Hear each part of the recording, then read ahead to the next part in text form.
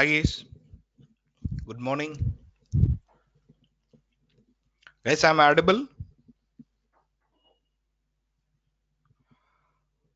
Okay,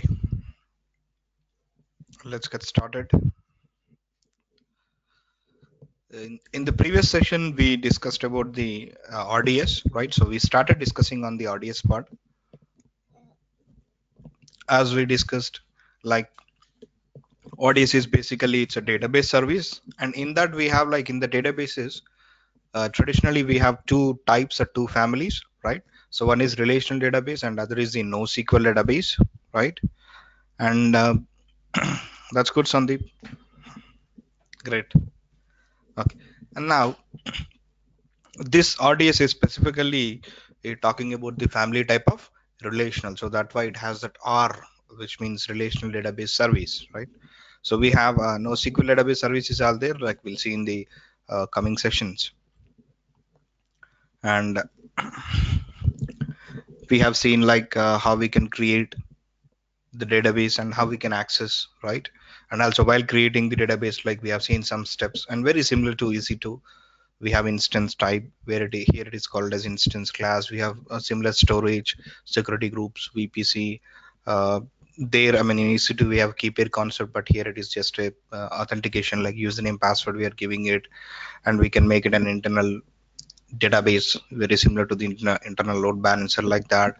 And we have some more options, but we have not yet discussed that, right?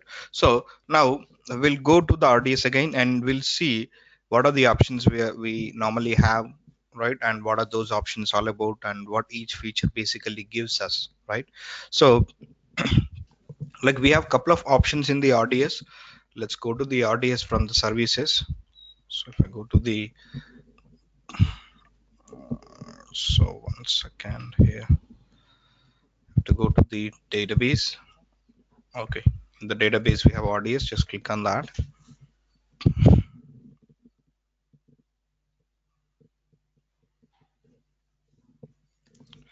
Okay, let's go to the database here. And we have created this database server, this database instance. In the previous session, we have installed some application as well on it, right? So it has some data as well. Now we have some more options here, whatever you can see that it listed. So these are all basically some of the features, right? Uh, which is around this database instances and which gives us some options to manage or to backup, to kind of do, I mean, kind of providing us an administrative option. So these are all basically how we can administrate the databases. So administrating databases means I'm talking about only from the AWS side. I mean, I'm not talking about like a pure database administrator side. So it's not like we are going to create the structure of the database. We are not going to do anything at the database level. Database level means the at the core level of the database. So we are not going to do anything at the core level of the database, but we'll go and do like what are the options we have, how can we better administrate, right? How can we make it highly available, scalable? So those kind of things we will go and touch on this session. So what are the options we have and what we can enable and how we can enable, right? So all these things we'll go and touch base on those things. Yes, obviously we can delete, Sandeep. It's the same, it's a very simple option. Okay, now if you select this database instance, we have some actions here, right? If we click on the actions, like we might see a lot of options there, and some of them are, I don't need to explain much, because stop means shut down the database instance, reboot means restart, and delete means it will delete the database instance. Simple. Okay, these are very small options, but don't stop the instance for a long time, because there is a window, like when you stop the orders instance for 1 week continuously, then will automatically it will start. Automatically it will start. That's the thing we have in AWS. I mean, you cannot stop the RDS instance as long as you can. Where in EC2 instance, yes, you can stop. Once you stop the instance, even after 5 years also, you can come and start the instance again. Though there is no automate starting. But here this database has this kind of an option, so it will automatically start after a week. So if you want to like maybe you don't need this instance and all, maybe you can, what you can do is simple maybe in the requirement in the organizations, you don't want to use that at this point of time, take a backup and delete that instance. I will show you like how we can take the backup and all. It's very similar what we have did in EC2, like that only we'll do it here. And then and we have, there are a couple of options, we'll discuss remaining things whatever we have here. And then we have the option called modify here. Just click on modify and see that like what options we have and what we can modify and all. So as I discussed in the uh, while creating the database instance, we have seen that we have given some username, password, and some sort of things, right? So we can change those settings. Let's say if you forgot the database master password, you can come back to here in the modify section, you can go and change it. You don't need to like give the previous password, you can directly specify the new password. It's like that.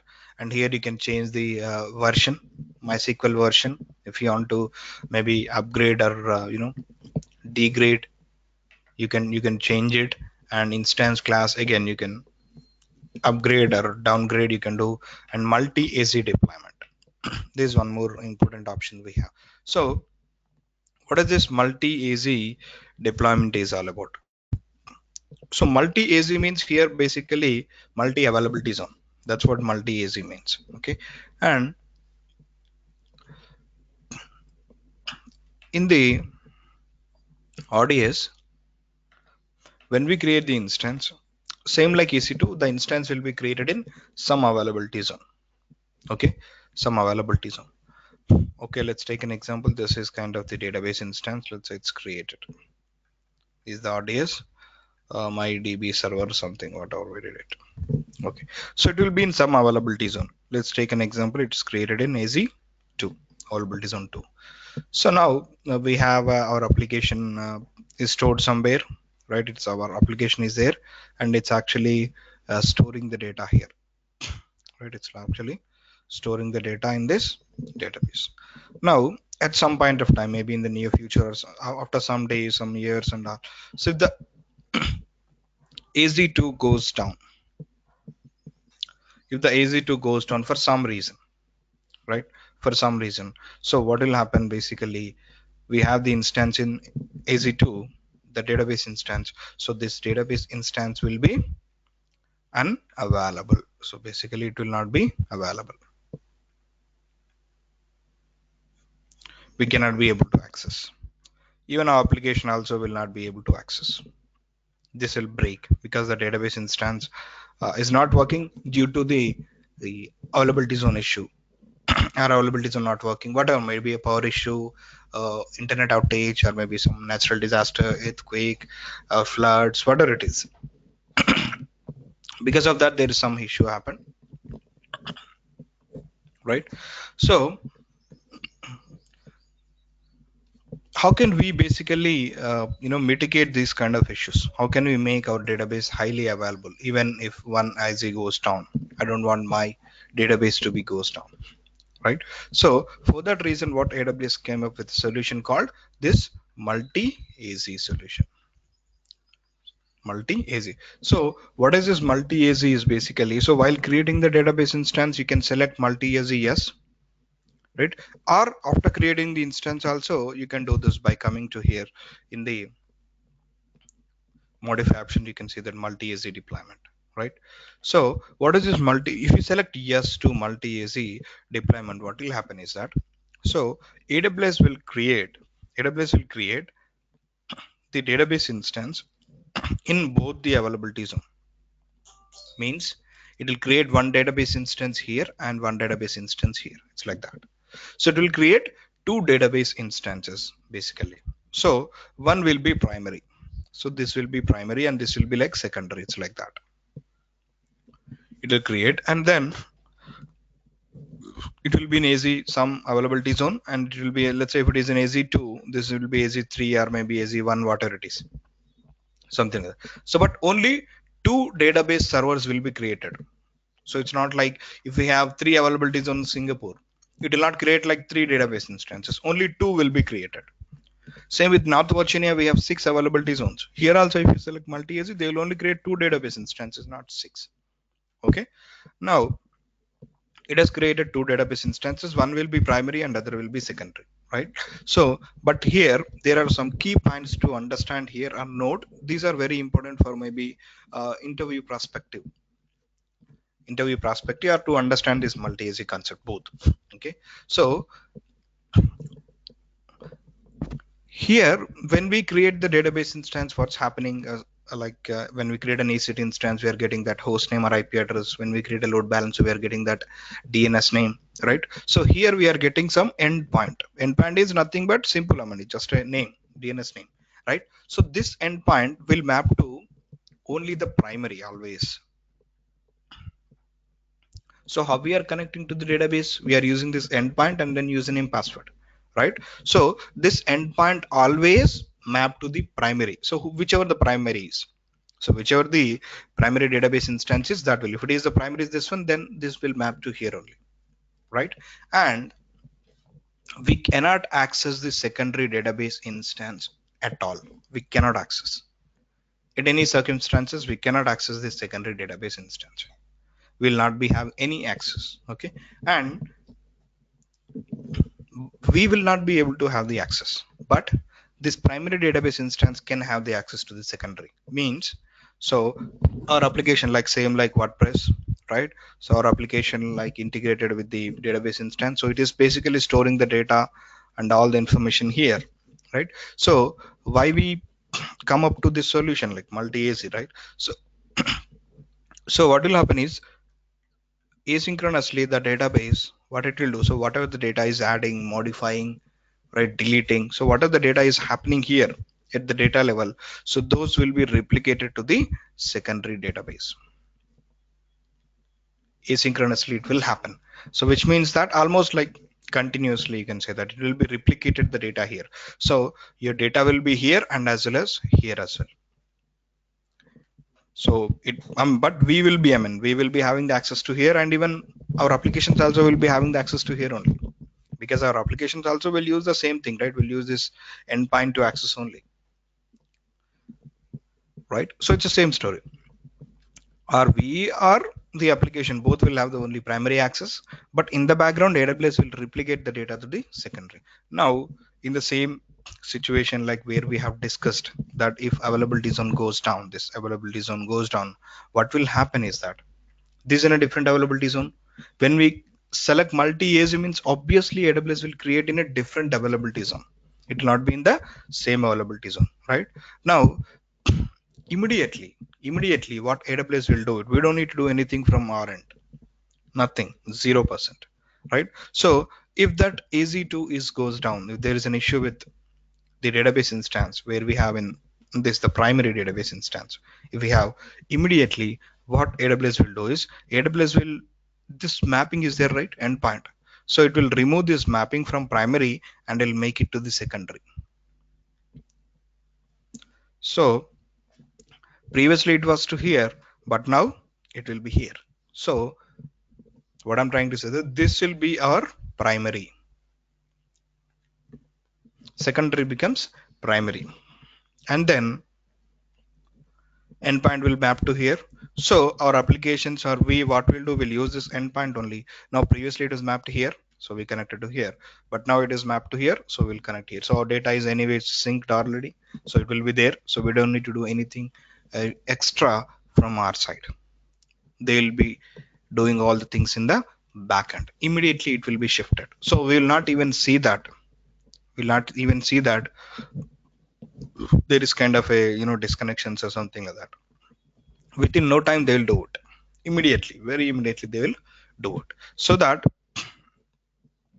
our database instance will not be down because of a AG failure, availability zone failure. And now this AZ2 is down, and we have AWS has made the secondary as primary, right? Now as we select multi-AZ means we should have 2 database instances running, right? So what it will do is in the meantime, once it is make it primary, it will create one more database instance maybe for the new secondary, right? Maybe if it have another availability zone, it will create in maybe AZ4 or something like that. Or if it is not, it will create maybe in another availability zone, whatever is it's available. So their backups or something will be there, right? Some backup availability zone, maybe some data cold data centers they might be having. So at that time they will make it online.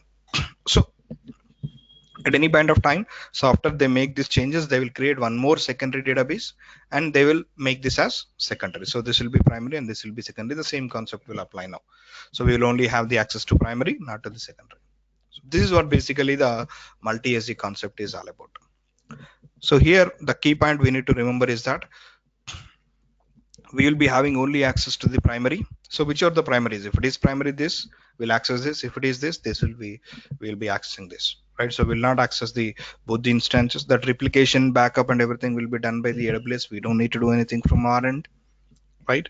And one more thing is that in case of an AZ failure, immediately the thing will happen. I mean that uh, failover will happen. So this we call it normally in the terminology we call it as failover.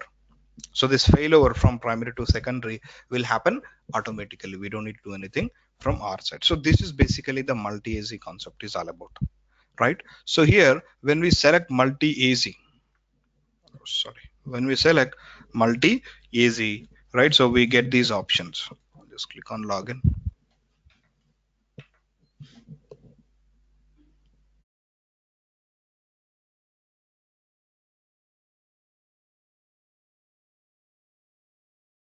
Let's go to here. So what about the pricing here? So when you select modify or when we're using that multi-AZ, so what will be the pricing? So here AWS is what they're doing. They're creating basically the two database instances, right? So they are doing the two database instances. So the cost is also for two database instances. Remember this. The pricing is also for two database instances because AWS is making two, right? They are maintaining the two database instances. So you'll be charged for this and this. Let's say if it is, let's say $1 per hour, take an example for a single database instance. So you'll be charged $1 here and $1 here. Total it will be like $2 per hour you'll need to pay. It's like that. Okay. And this is not comes under basically the free tier. So when you select multi-AZ, it will not comes under. So you'll be out of free tier and you'll be charged. Don't try to do that. But this is how basically the concept is all about, right? Ashok Kumari, failure happened, any other secondary artist will create for primary or earlier primary will take place as secondary. This is downright, Ashok. That's what I'm saying. AWS will create one more secondary here. That's why I created this one. You see that? Just did a small diagram here, right? This will be AWS will create a new one. There is an issue with it. So in the place of it, it will create one more. Maybe another availability zone or wherever it can do that. Apart from this availability zone, it will do it.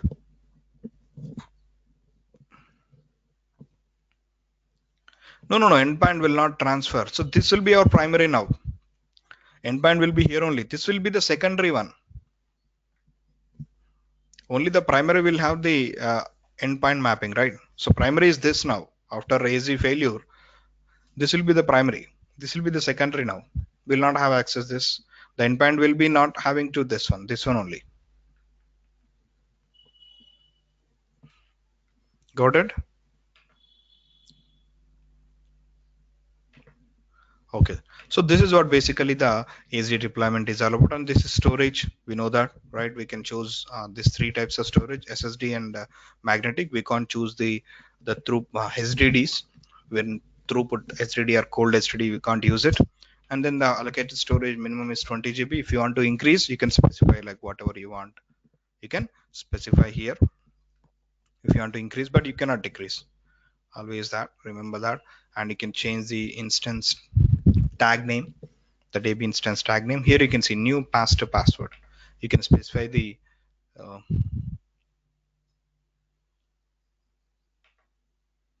if you manually make primary down, how AWS will know because of what the server down. See, if we make manually down, it will not be an AZ failure or a database failure, right, Prashant? In the case of a availability zone failure or a database failure, it will do that. If you stop the instance manually, it will stop. Same like when we shut down the instance, it is shutting down the instance. It's not like an issue with EC2, right? So we are stopping the instance. It's like that.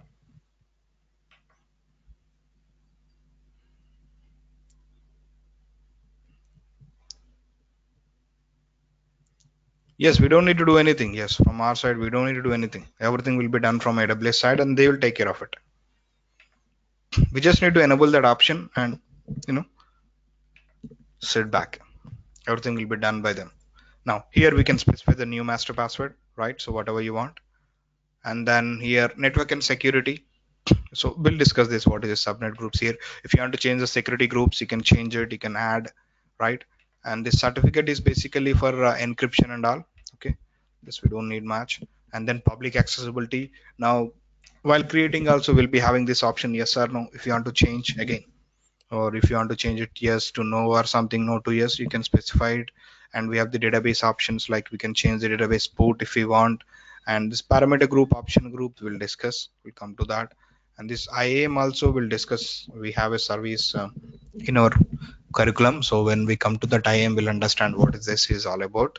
And then we have some more options related to the uh, database. Here some more important options as well, which is called backup and as well as the maintenance. Is that here maintenance, right? So we have seen that in the EBS, we have seen there is a lifecycle manager which can make that snapshots automated. It will automatically create the snapshot, so we can specify at what time the snapshots needs to create for which volumes, and then what is the rotation, right? How many, I mean, sorry, retention, not rotation.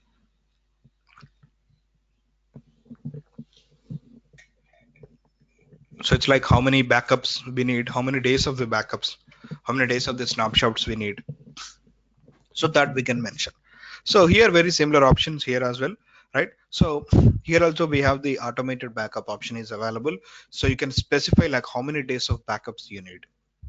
So by default, if you go with the default option, that is 7 days by default, remember this. Okay, by default when you create a database instance, it is 7 days. So if you created your database instance, you might go and see that it will be 7 days. Okay, so if you don't want the automated backups to be taken from AWS, you can select 0 days, so that when you select 0, you see that a backup retention 0 days will disable the automated backups. And if you have some backups, like if you're modifying it, like previously I have like 2 days, now what I'm doing, I'm making it 0 days. Now if I did this 0 means the previous backups, whatever it had taken, that previous backups will be deleted, the automatic backups will be deleted. So the max you can mention is 35 days. So it means like you can have up to 35 days of the backups, right? And you can specify like when to take the backup, if you want to take it automatic backup, and that should be in the UTC time zone.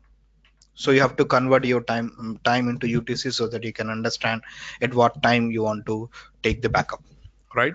So you can specify the start time and the duration. So what is the start time means? Let's say I want to do it maybe 10 a.m. UTC. Let's say 10 a.m. UTC, and duration is, let's say I said 2 hours. So what is this duration means basically? So I select the start time is 10, right? So 10 to 2 hours means what? 12. It's 10, 11, 12. So within this duration, like 10 to 12, in these 2 hours, AWS will take the backup. It's not like AWS will take 2 hours continuously to take the backup. So within that time period, so whenever like you will not have much traffic to the database instance and all, then at that point of time, AWS will take the snapshot. And if you select, let's say 1 hour means 10 to 11, within that 1 hour only it will take. If you select, let's say half an hour, so 10 to 10:30, within that only AWS will take the backup. It's like that. That it's called export of a database, Prithvi, that we can do it. It's just a normal thing. that every database will provide you. It's not something which we can discuss from the standpoint of AWS. It's a database option. Yes, we can do that. That's called export. Okay. So this is what basically it is. So you select how many database backups you need, and what will be the time when to start and the duration. Okay. And monitoring, we already discussed CloudWatch. What is basically the basic monitoring, and then detailed monitoring is all about like enhanced monitoring. Here it is called as, so both, I mean, just the terminology is different. It's if I say enhanced monitoring, or if I say detailed monitoring, it's the same story. 1 minute interval. By default we'll be having the 5 minute interval. In backup, if the data will more like 10 GB kind of, yes, it basically takes the storage, the underlying storage. AWS will take the backup. It's not like AWS will go to your backup and export it.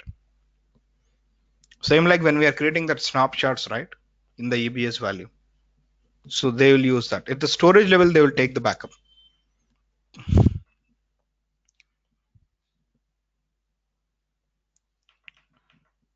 No, because we are not using IP addresses, right, Vignesh? Here we are using the endpoint.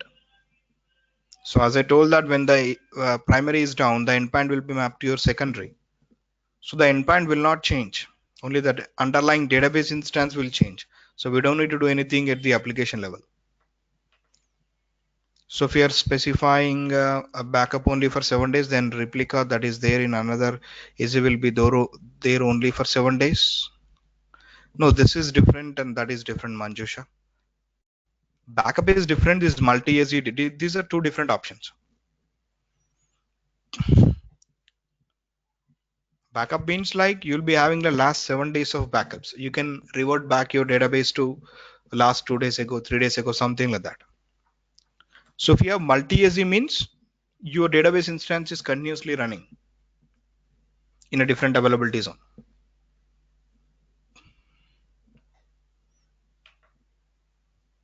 This is a backup basically. How many backups? Like snapshots we'll create, right, for our volumes.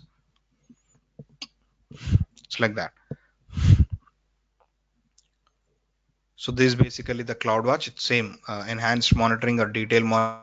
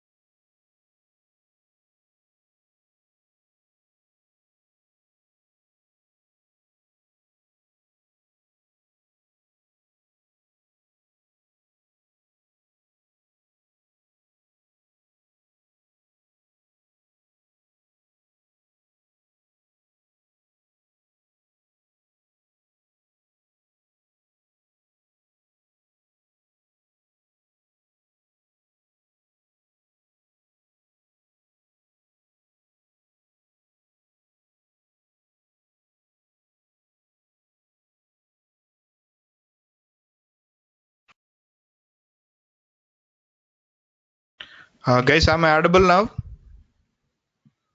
Guys, am I audible now?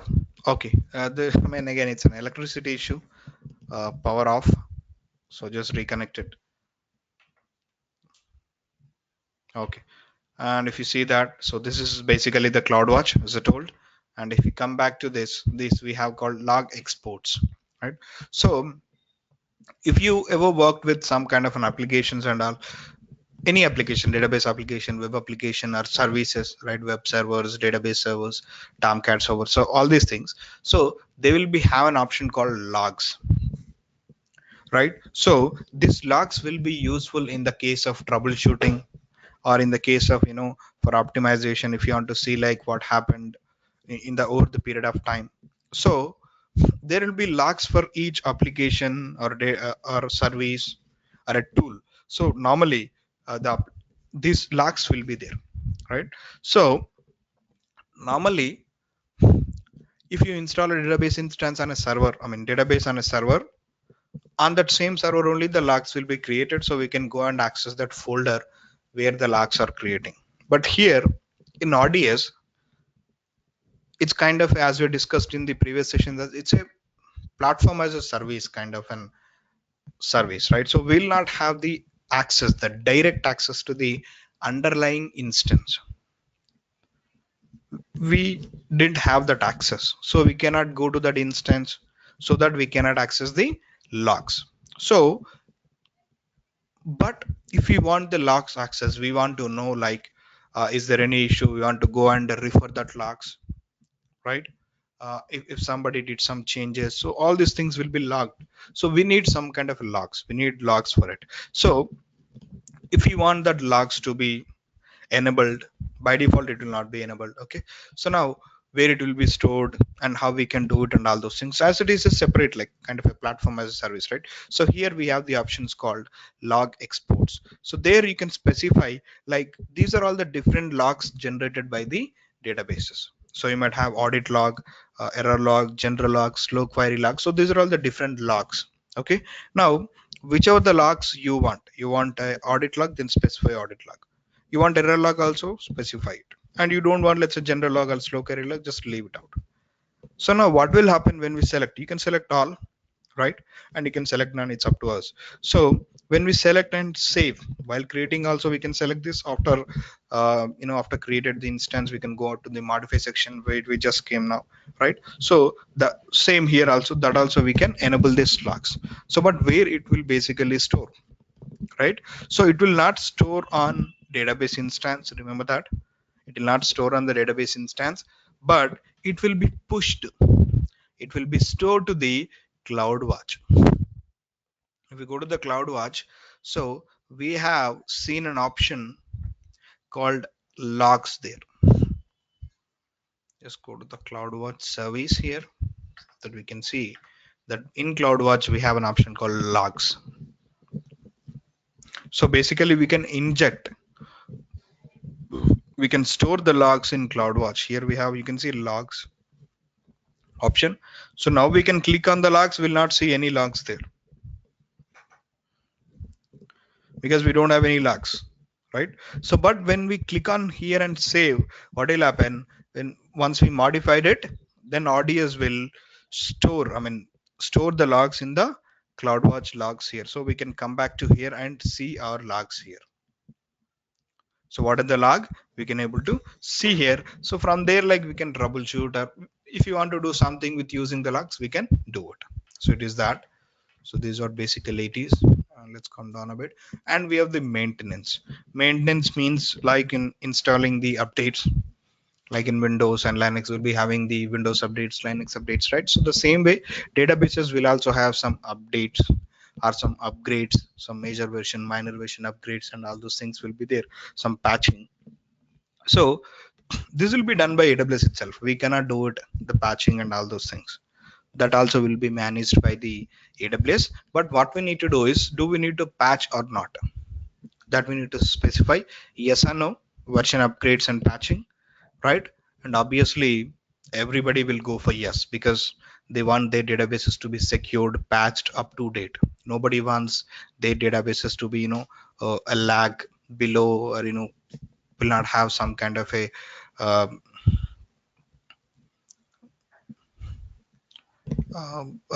database server which is doesn't have the updates, doesn't have the security patching and all those things, right? So everybody need to have their database to be up to date, right?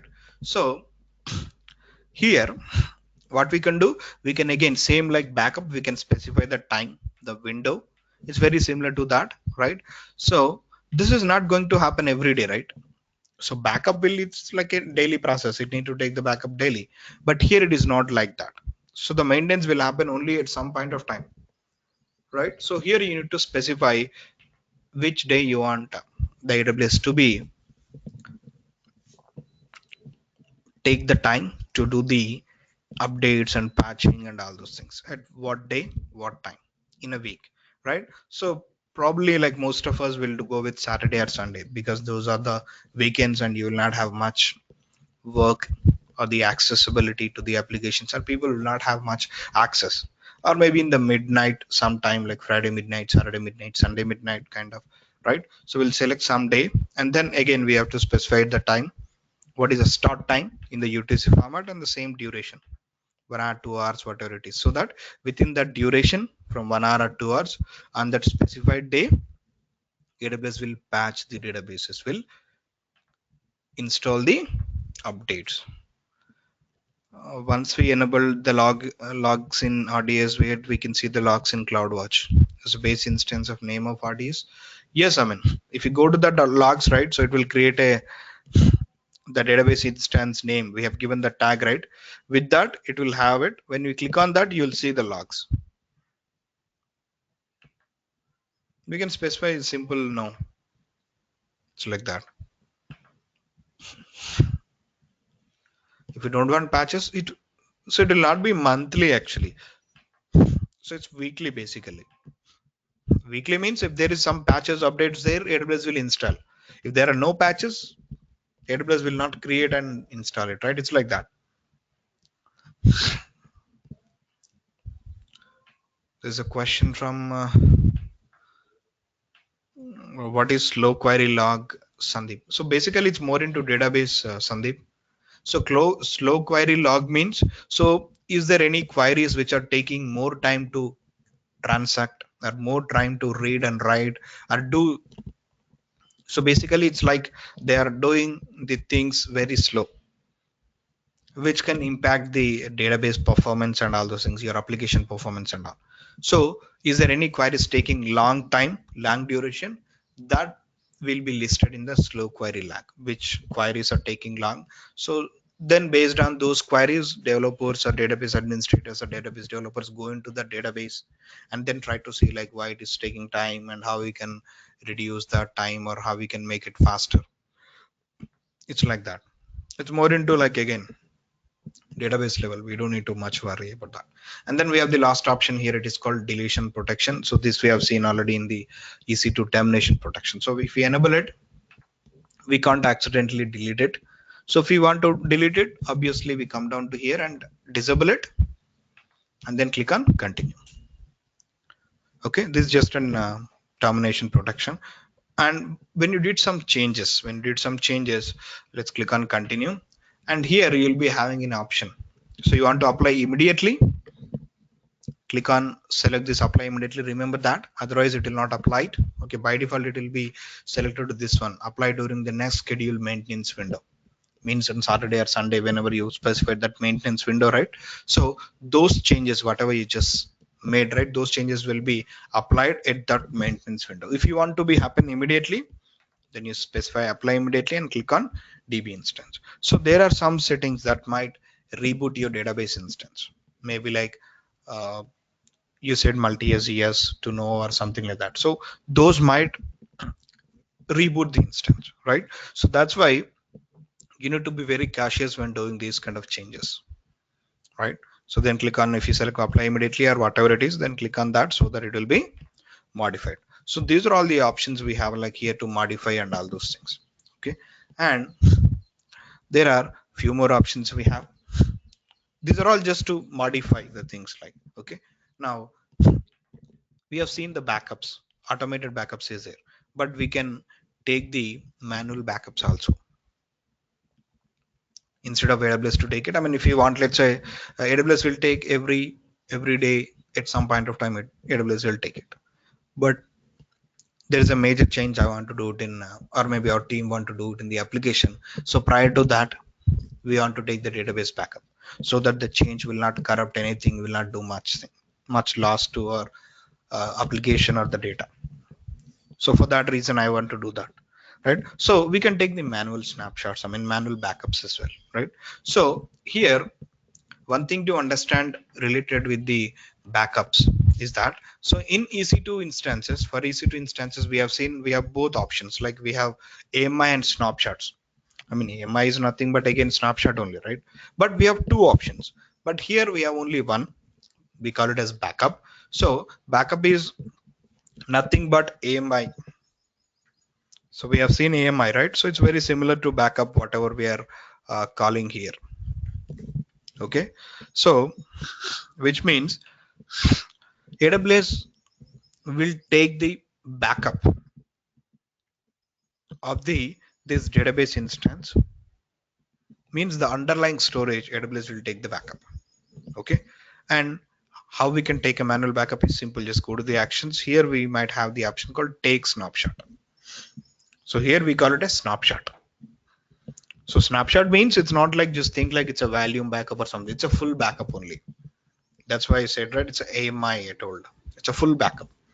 Okay, because in EC2 instance we might have like multiple volumes to a server, C drive, D drive, E drive kind of, right? But here it's not the story. That's only single volume. So if it is 100 GB or 1000 GB or 16 TB, whatever it is, just a single value. Will not have multiple volumes here. So that's why. So when you click on take a snapshot, it's like kind of a full backup. Okay, and click on take snapshot and you specify some snapshot name and then click on take snapshot. So that what will happen, AWS will take that snapshot. Now you can see that this is the what the name I've given. Now we can see that it's kind of creating that.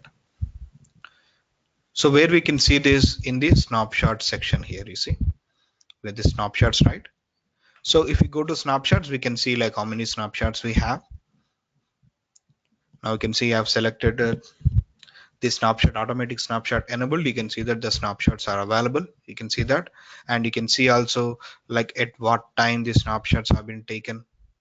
You can see that Friday, Thursday, Wednesday, January 30, 31, February 1st, right? At what time? 22:40, 22:40, 22:40. It's almost right. So at that time, and okay, we'll just see that it's the status. I mean, it's already available. These are all automated backups. Now we can see that this is the one which is creating. So take some time to create the backup. And one more interesting field here, we need to see the type.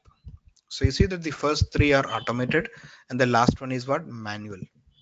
So manual means we created this snapshot or we are creating this snapshot manually. I went to that actions and then click on take snapshot. But the above all basically automated snapshots created by the database instance, AWS. Okay, that's what we have. And if we have some kind of database disaster, some accidental deletion or database corruption and all those things, so what we'll do, we'll be having the backups. So from these backups we can restore it.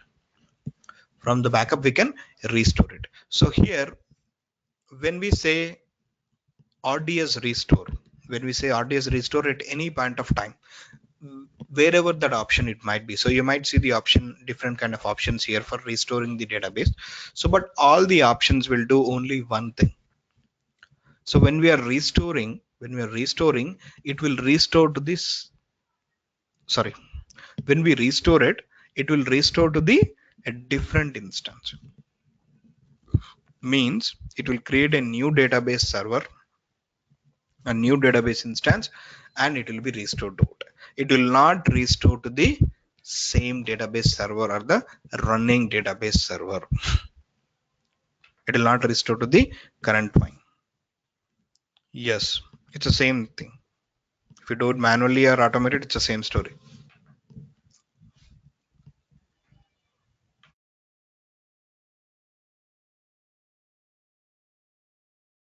Okay, so whenever we say restore means it's basically it will create a new database instance. It will not restore to the same. This is also kind of a might be an interview question. Remember this. Okay, now how we can restore, right? To want to, there's some issue we want to restore.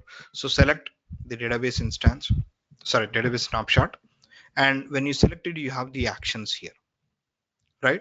So here you have some kind of options. Copy snapshot means you know that, right? You can copy the snapshots to another available, sorry, another region in the same account. Copy option we have seen for AMI snapshot, it's the same thing. And then we have a share snapshot.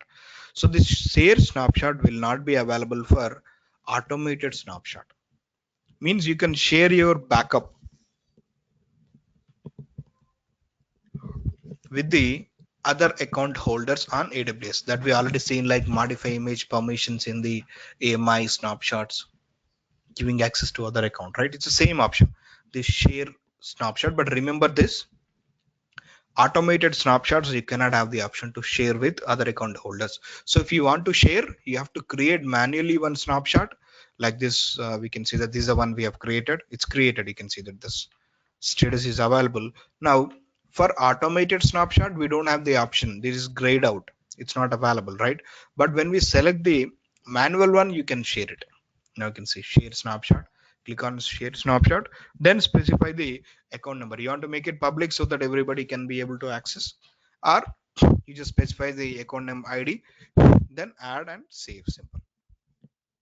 So that the new account, I mean the ID which you have mentioned here, will be available with this snapshot, so that they can create the instance using that snapshot. So this process we discussed a lot in the AMI and snapshots and all those things. I don't need to tell much. Okay. And then we have the few more options, like we have seen copy and share, right? So we can delete the snapshot. That is, I don't need to explain, it's a self-explanatory. And we have two more options called migrate and restore.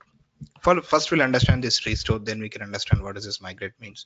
So restore snapshot means, that's what I'm talking about. If you want to restore your database from the backup, this is where. But as I told, whenever you see restore, it will not restore to the running instance. It will create a new one. If you just click on it, restore, and you see that it will start the instance creation page. You see that it's saying MySQL engine, license model, instance class, multi-use. You see all the options what we have seen while creating the instance. You see that same options. Restore database. It will create a new database server. Remember this. It will not restore to the existing one. So you can restore from the manual one, or you can restore from the automated one also. You can do it. Okay. And now what we have, the migrate option. So migrate is only for few databases, like for MySQL, Aurora, MariaDB, not for all databases. So what is this migrate is basically? Now this is a MySQL database server, right? We have created. So this backup is a MySQL server database. But let's say I want to change to maybe MariaDB, or I want to change Aurora, because these three are MySQL databases only. In the background or in the under the hood, it's MySQL only. The flavor is MySQL only. So if you want to change, you want to create the database instance. I mean, you want to create your database instance with the same data. I mean, the data, but you want to change to maybe Aurora, or you want to change it to like MariaDB. Then you can do that. So how you can do that is just select that and go to the actions and click on migrate snapshot. So what this will do, again, this also will create a new instance. It will not do the change on the existing instance. It will also create, but you can see that you can change to Aurora or MariaDB. You see that you can do it. Okay, it will create one more instance with the specified database flavor, Aurora or MariaDB, whatever it is, and with the same data. So your data will not lose. I mean, your data is still there, and you're just doing that, and you're changing the flavor. It's like that. Okay, can't we migrate MS SQL DB instance? No.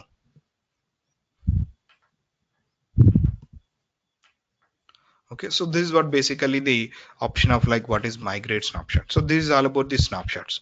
And one more thing here we need to understand is very important, is that previous one remains means the existing database instance you're talking about, Sindhusri.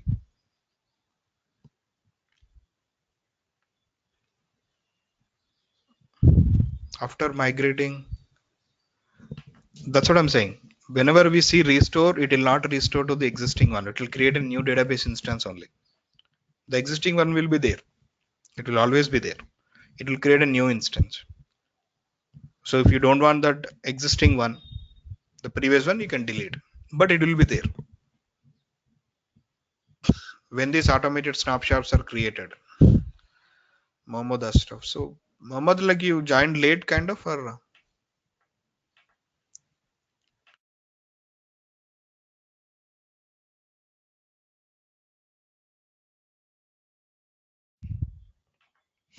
so while creating the instance, we'll be have their source of power issue. Yeah.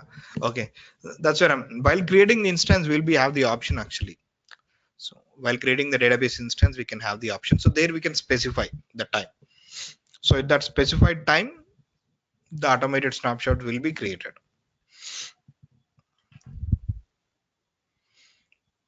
So it's not like we are installing the database, Prithvi. So did we install MySQL here?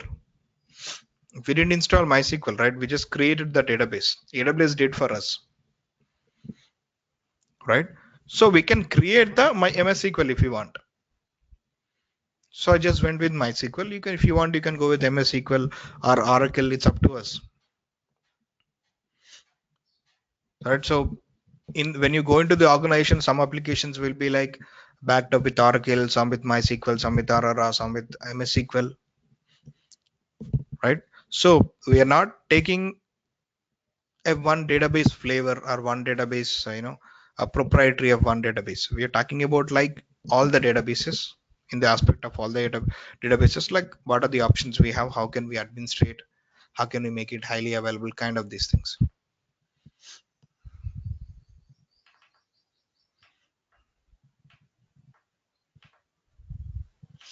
Okay, so now we have like the automated snapshots here, and as well as the uh, manual snapshot, right? So if you see one thing here is that, if you see one thing, one difference is that the manual snapshots we can go and delete it if we don't need, but the automated snapshot we cannot delete from here.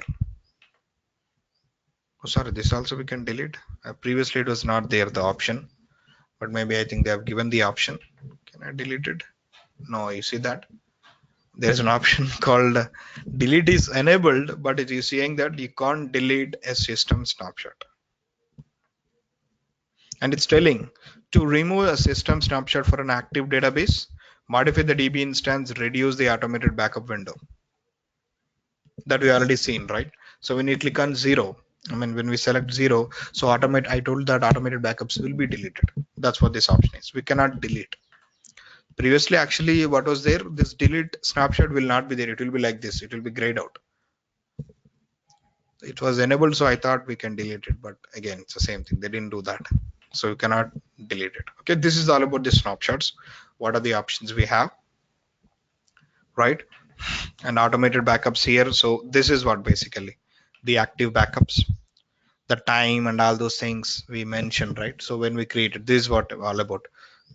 Okay, the same options when we create database instance, we specify the time and also it's just giving that information, which database instance, what is the time we specified, and all those things. It's nothing else. And this reserved instance we'll discuss later when we're discussing the pricing and all. We'll come to that. So we'll discuss pricing in later sessions, not now.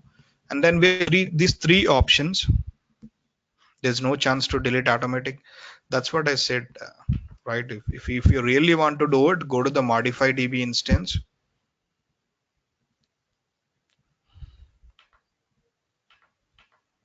come down to here where you have the automated backup options will be there, right? Where is that? Here you make it 0, then it will delete all existing automated snapshots.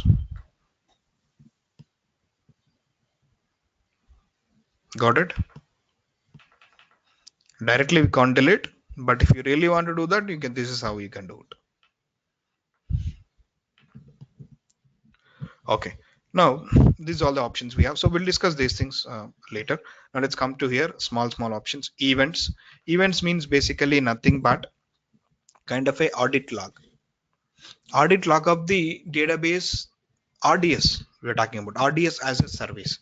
So in that RDS, what you did, you created a database instance, you created a snapshot, you deleted a snapshot, you shared a snapshot, right? Or you modified something, or you stopped the database, you deleted the database. So all the logs, whatever you did in the RDS database will be created as events. Okay, so it might be you did it or AWS did it. Let's say AWS did some updates, they did some patching. How do you know like when AWS did the patching in the last time? So normally every week you will not have the patching, updates.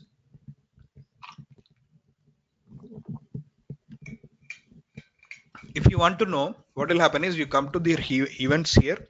So if you see that, you see this manual snapshot created, manual chapter creating manual snapshot, right? And here you can see that automated snapshot created like this. So at time also, what is happening at which level instance it is taking or snapshot is doing, right? So here basically the events will be created for us to have an idea. Let's say you have a big team, like 5 or 6 people are working on RDS on database instances, and they're creating, deleting, backing up, doing a lot of changes and all. If you want to have a kind of a audit log, or kind of keep track of what actually happened at the service level, then this will be the one events, right? So this events basically give just an idea like what happened in the RDS service, nothing more. Okay.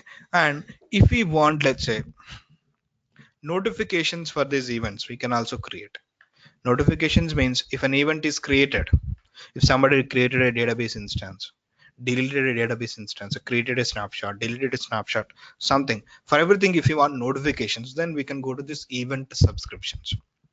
Event subscription means simply what we'll do is we'll integrate with SNS, simple notification service, nothing else. Let's click on create event subscription here so that we can see what are the options we have. So give some name, blah blah blah, and if you want to create the existing SNS topic, you can select, or you create a new SNS topic, it's up to us. Okay.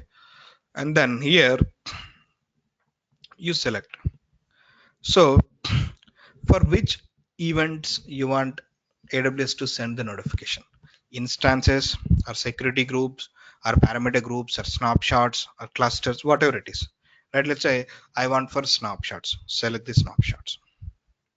Okay. And you might be having multiple snapshot, means multiple databases and all. You want all snapshots or select a specific snapshots for a specific database instance you want. Let's say I want all snapshot, and what you want, all event categories of these snapshots are only specific, like create, delete, something like that, or all. You see that creation, deletion, restoration, all these things, notification, for everything, like you want all or specific. Let's say if I say specific, then I will go to, let's say, deletion and click on create. So what will happen, if anybody in my account in this particular region, Mumbai, in the RDS service, if somebody deleted a snapshot, so AWS will send a notification to this one, this AWS admins India, whoever are there, right? So they will all get the notifications. So it's like that. So this is how you can select. Same with, you can select instance level, you can select security group level. So everywhere, like you can do that. Okay, all instances are specific, all categories, or you can see availability, backup.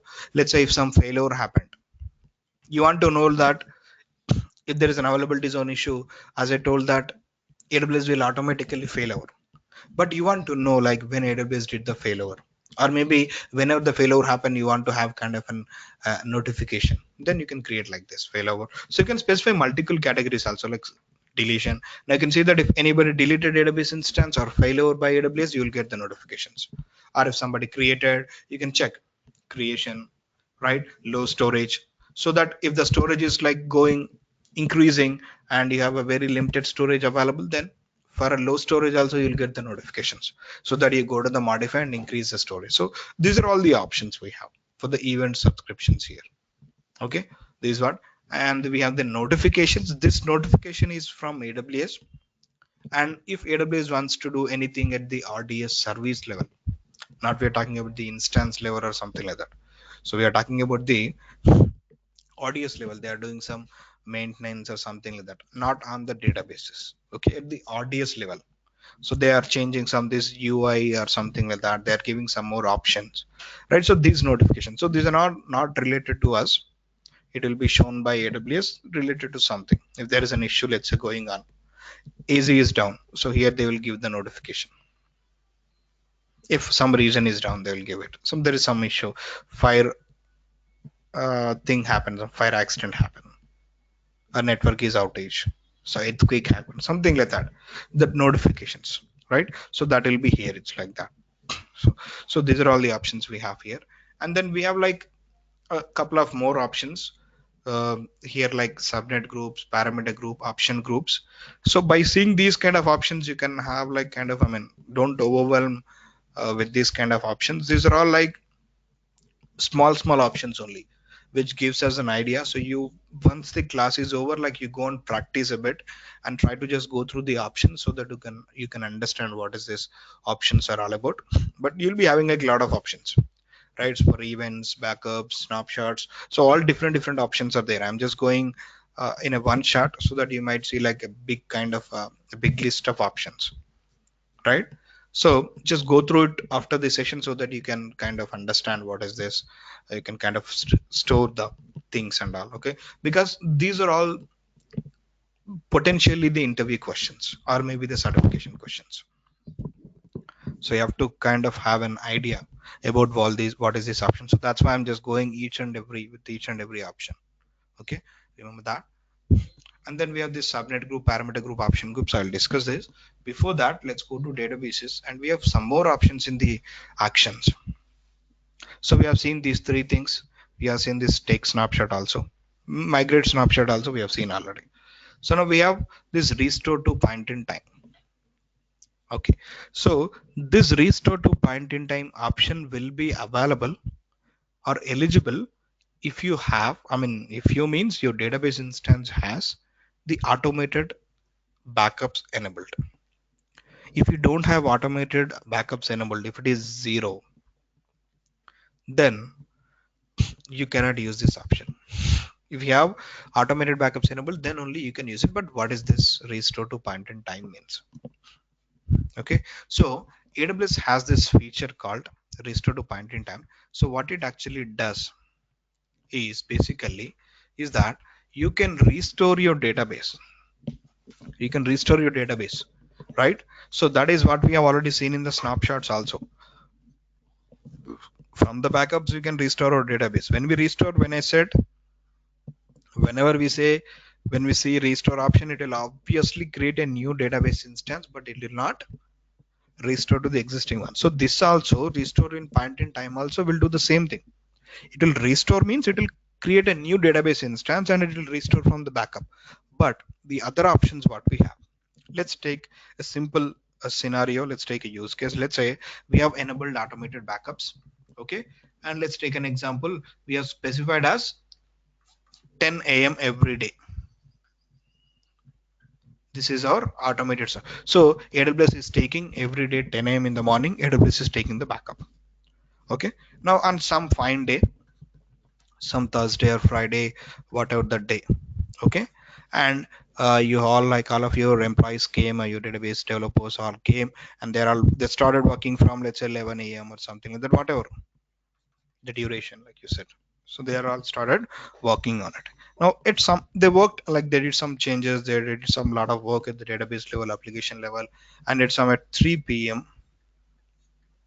So till the 3 p.m. they worked, right? And after like 30 minutes, maybe at 3:30 something, there is some issue happened. Somebody did some mistake, or they deleted, corrupted. So because of that, database instance got corrupted, or database got corrupted, something happened. Now what is the only option we have? We can restore. We can restore, right? But here, if you want to restore, the backup we have available is what, at 10 a.m. So but from 11 a.m. to 3 a.m., like we have like worked for almost like 4 or 5 hours kind of. What about this then? Right? So if you want to restore, what will happen? We have to go to that 10 a.m. backup and we'll create the database instance. Will be created with at 10 a.m. What is the database stage? What data it contains? From there, it will create a database instance. No worries. We have the data we have, but whatever we did changes, it's lost, and again we have to do it, right? So this is how it is. But here, what AWS is providing as an option is that if you have automatic backups enabled, is that so AWS takes some logs, binary logs in the background, so that with using these binary logs, what we can do is, so we can like restore the database. We can restore the database to maybe 10 minutes prior or 15 minutes prior or maybe 30 minutes prior kind of.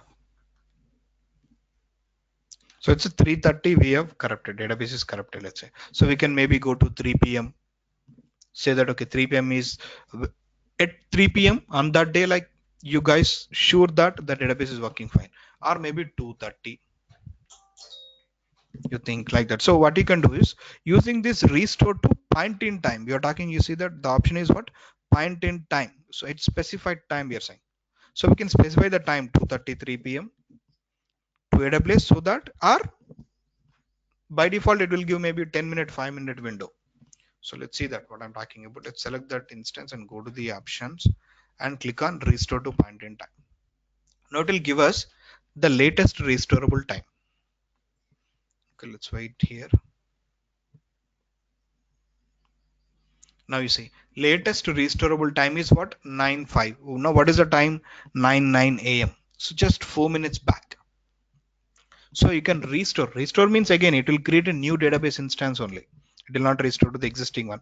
But at this, let's 4 minutes back, AWS has kind of a backup, so we can restore it. Or if you want a custom, let's say I want 8 a.m., 7 a.m., 6 a.m., then you can specify. You can specify also which date, which time, 1 day, 2 day, kind of.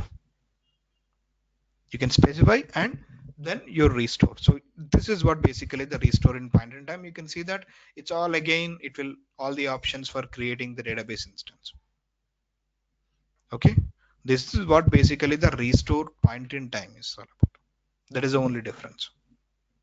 When we have automated snapshot enabled, you can go back to that only.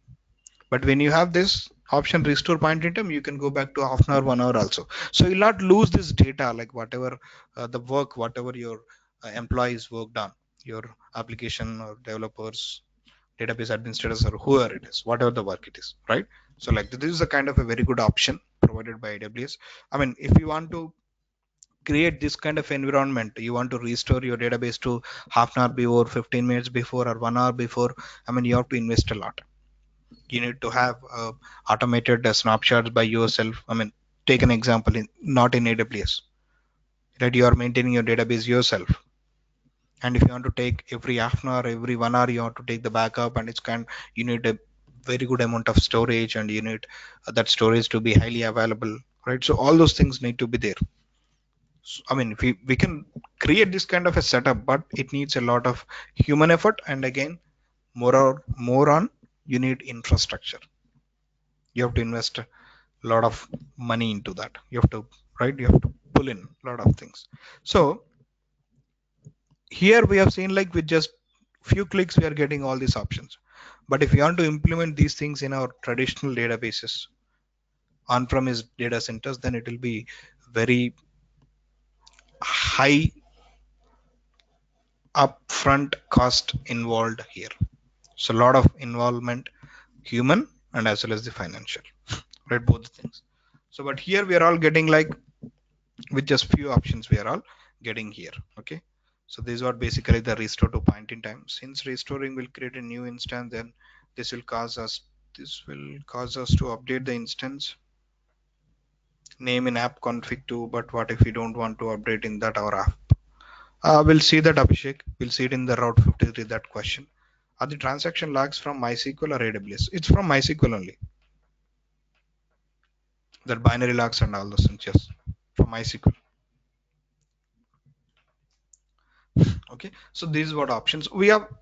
Let's only few options, like we have this RAID replica, and then we have these three things, some subnet group and all those things. Then we can finish this database instance. So databases. Okay, so let's take a break for 10 minutes, right? And then once we come back, we will see this and we'll finish the database. Okay.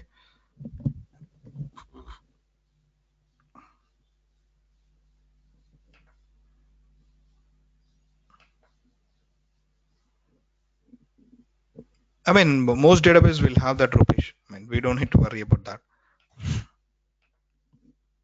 That MySQL, Maria, Aurora will have PostgreSQL. I think we have. It's like that. Okay. Chalo guys, take a break. We'll come back after 10 minutes.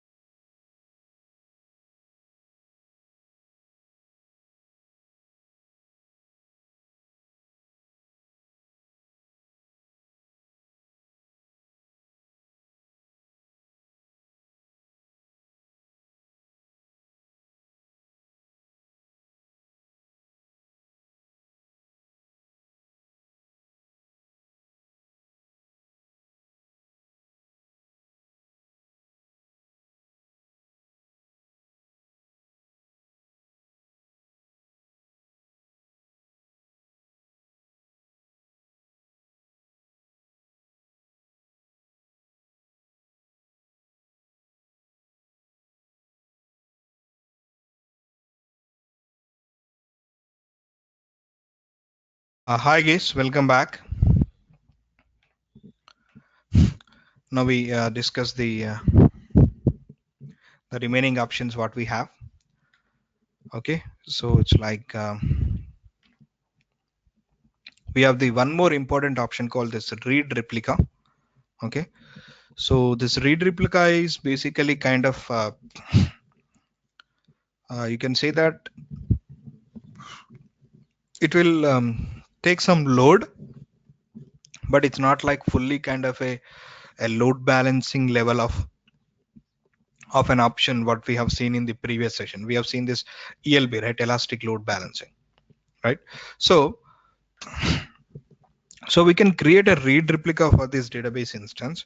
So read replica means when we create a read replica, what will happen is AWS will create another database instance. Okay, so from this snapshot, I mean from the backup of the instance, AWS will create one more database instance. So when we click on create a read replica, you will be having two database instances. You will be having the two database instances. But what will be the advantage of here of the read replica? Let's take an example. We have the database instance. The actual database instance is this one, MyDB. Okay. Now we created a database read replica. Okay, this is a read replica. Let's take an example. Okay, so this read replica also will have the same options what we have seen while creating the instance. What we have seen the similar options will be there. All the things, multi-AZ, instance class, settings, database options, monitoring, all the things will be there apart from the patching and maintenance and all those things, right? So here remaining all same options. Okay, it will basically create a new database instance with the read replica. And here what will happen once this, but what is the use of this read replica here is that, so if you see that the name has read in it, right, it has the read option.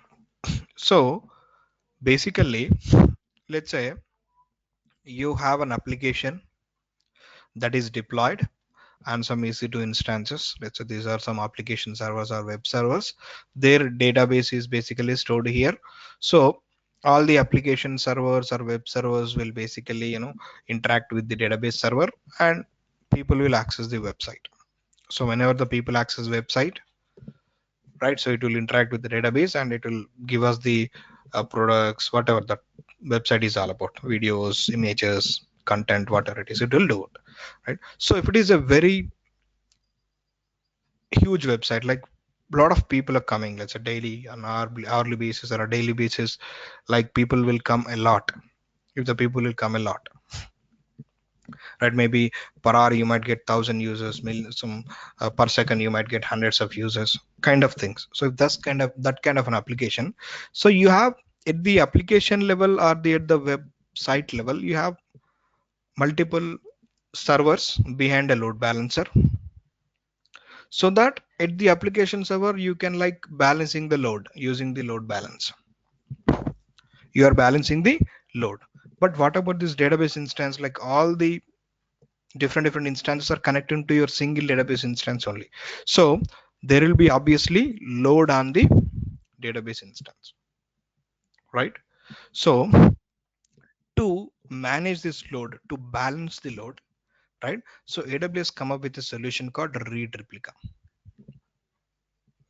So what is this read replica is all about? Is basically this read replica is basically, so will be used for only read request. So if you want to do some write or modify, insert, delete, these things will be, the request will go to the actual database instance only. Okay, so only the read request will come here to this. So most of the time, like 70-80% will be the read traffic only. Only the 20-30% will be this modifications, inserting, deleting will be there. Most of the time, if you see in the applications or websites, right, most of the time this is only. Okay, so now what you're trying to do, so you're basically changing. You're basically changing that read traffic to another instance. So read will be done by this and the writes and will be done by this, so that you're kind of like balancing the load here. Okay, but this will not manually done by AWS. What is means manually done means, so whenever the requests are coming, AWS will not filter these requests and forward reads here and writes here. It will not do that. Okay, so what we need to do is at the application level only we need to do this segregation or isolation. So in the application you have to say that okay, read traffic should go to this read replica, and modifying, inserting, deleting that traffic, you basically need to do it at the should go to the actual database instance. Okay, so that you need to do it at the application level. Application means the developers will do it actually. So developer will do the, I mean, who are the developers, right? We will be having the development team who is doing that coding and all those things. So they will do this segregation. Okay, I mean, you need to tell them that this is how. So same like when we create a database instance, we are getting the endpoint, right? We are getting the endpoint. So the same way, your instances, like your read replica also will have some endpoint. So for reads, you map to this endpoint. For writes and all those things, you map to this endpoint. And whatever is written here, modified, inserted, all those things will be stored here. I mean, it will be synced. Same like in the multi-AC, the replication will happen, right? So the same way, this replication also will happen. It's like that. Okay, so that's how basically this option of read replica is all about, just to make sure that don't overload your database instance with this. And one more option is that with the read replica, like we can create multiple read replicas also. Up to 6 we can create actually. Up to 6 we can create. Okay, so I mean, like if is again it's a very huge application you have, then you can like read your read request can be segregated across multiple read replicas. Writes will go here and all the sync will happen from here. It's like that will happen. It's like this. All will happen. Okay, that will be taken. The sync and replication will be taken by AWS. Only that the application at the application we need to change. So this will also have each endpoints. Different endpoints will be have by each and every read replica will have their own endpoints. Okay, so this is how basically the replicas works. So you can distribute not just only if you have like read heavy, and you don't need to have one, so you can have multiple. And these read replicas also you can have an option like can create in multiple regions also. Like say this is in Mumbai, you can create read replicas in, if you want, London, Singapore, Sydney, like this also you can create. You can create some in Mumbai, some in different regions. So that you see that in the actions create replica, you can select the region. If you want select same, it will be created in the same region, or else you can change a different region also. So this different region will give some more options actually. Let's say if whole Mumbai is down, let's say whole India is down, the read replicas in Mumbai also will be down. But you have in Singapore, you have in Sydney, you have like in London, you have, this will not be down. This will not be. So you have data is still there. Your data is still there and it's taking care of like the read traffic, taking care of the read traffic, right? But what about write? In this kind of situation, your primary DB is down. You have only read replicas, right? So these read replicas cannot allow writes. It cannot allow, right? But here also we have some option. What we can do is we can promote the read replica. We can promote the read replica. You can just click on cancel here. We can see the option called, we have promote here. So if it is read replica, this will be a, in an enabled state like this, but it's grayed out now.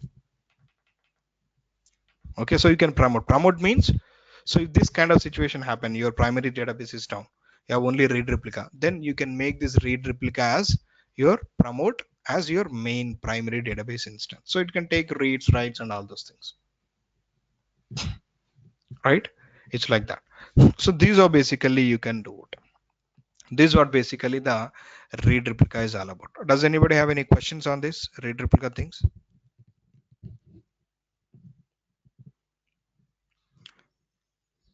As I told, the mappings will be done by the developers. You don't need to do it. You don't need to worry about that. Developers will take care of that option. Does anybody have any questions on this? Is allowed by AWS or database? It's AWS.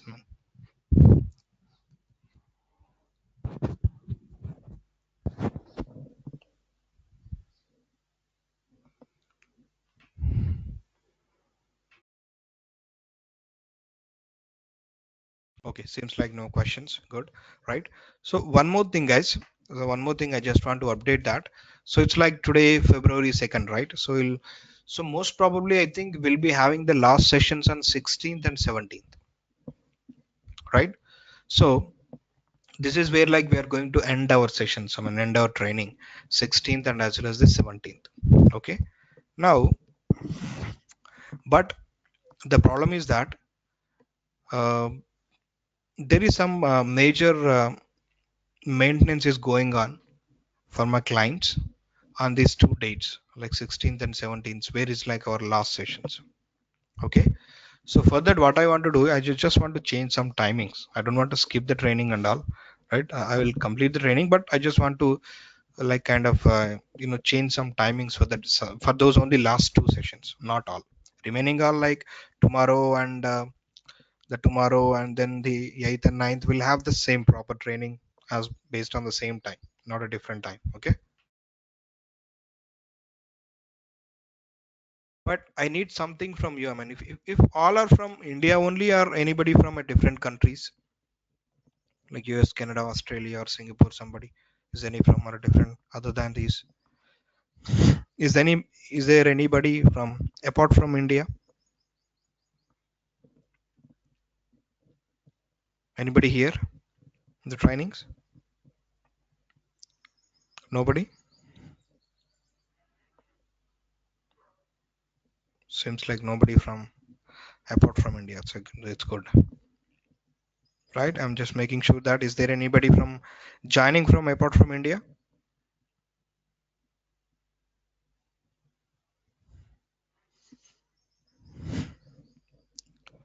No, I think it's good, right? So how about, I mean, can we have the sessions, the last two sessions on afternoon time? Is it okay for you? Or do you have any problems with that? Maybe like around 12 or 1 kind of, 12 p.m., 1 p.m. Only the last two sessions.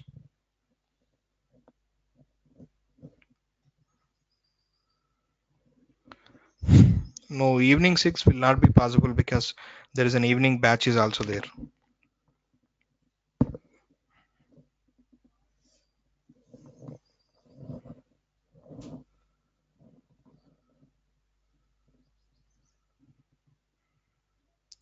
I'll discuss, I mean, based on like 12 or 1, whatever is 10 a.m. to 1 p.m. No, actually, in the morning time, I'll be having the work because that will be the night for the US, right? So we'll be having in the morning time only, because the thing is that first we need to complete our work. I mean, we need to make the infrastructure changes. We need to move from pre-production to the production, and then like the developers will come into picture. They'll be, I mean, the testing team will come into picture. They'll do the functional testing, performance testing, security testing, and if there is some bugs or issues, then a developer will come into picture. It's like that. So first we need to do the work, and then they will do it. So it's like that. So only like few options. Nalin. So what is the best time, Nalin? Then I mean for you.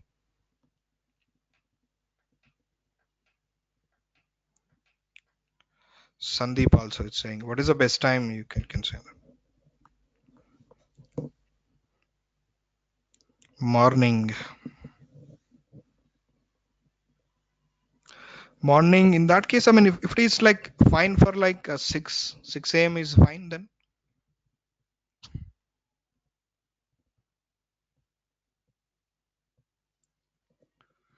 So, but I need to check with them. They're saying no.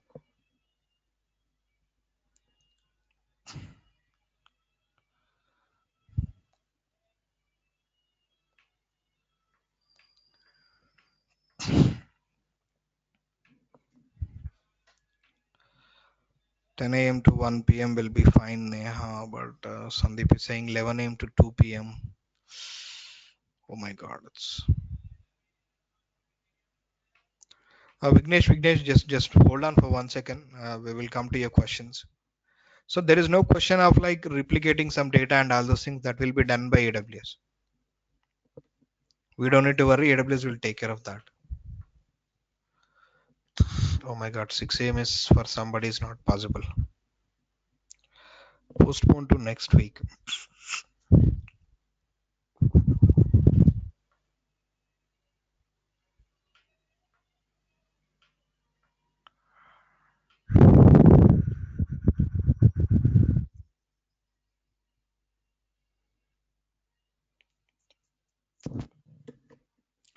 Uh, if you're okay, maybe in the weekdays, maybe like Thursday, Friday in the morning time. Is it fine? Thursday, maybe like 8 a.m. or 7 a.m. kind of.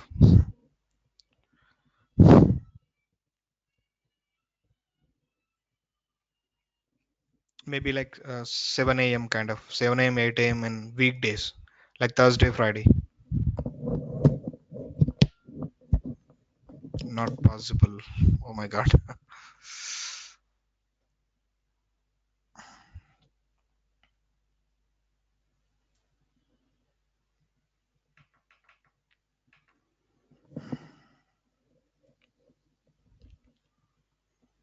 Because you're saying it's not possible at all. We'll see anyway. I mean, people are somebody saying no, somebody saying yes. So there is not a single time where we can all have the things.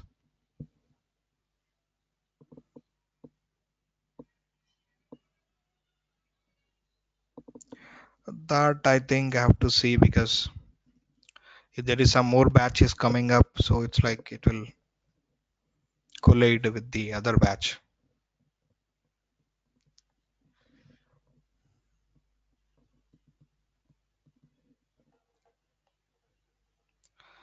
Okay, anyway, we will discuss maybe in the next weekend, not on this weekend. We'll see. Anyway, it's fine. Okay, we'll come to here. Any other questions regarding this read replicas and all? Forget about the timing things. We'll see later.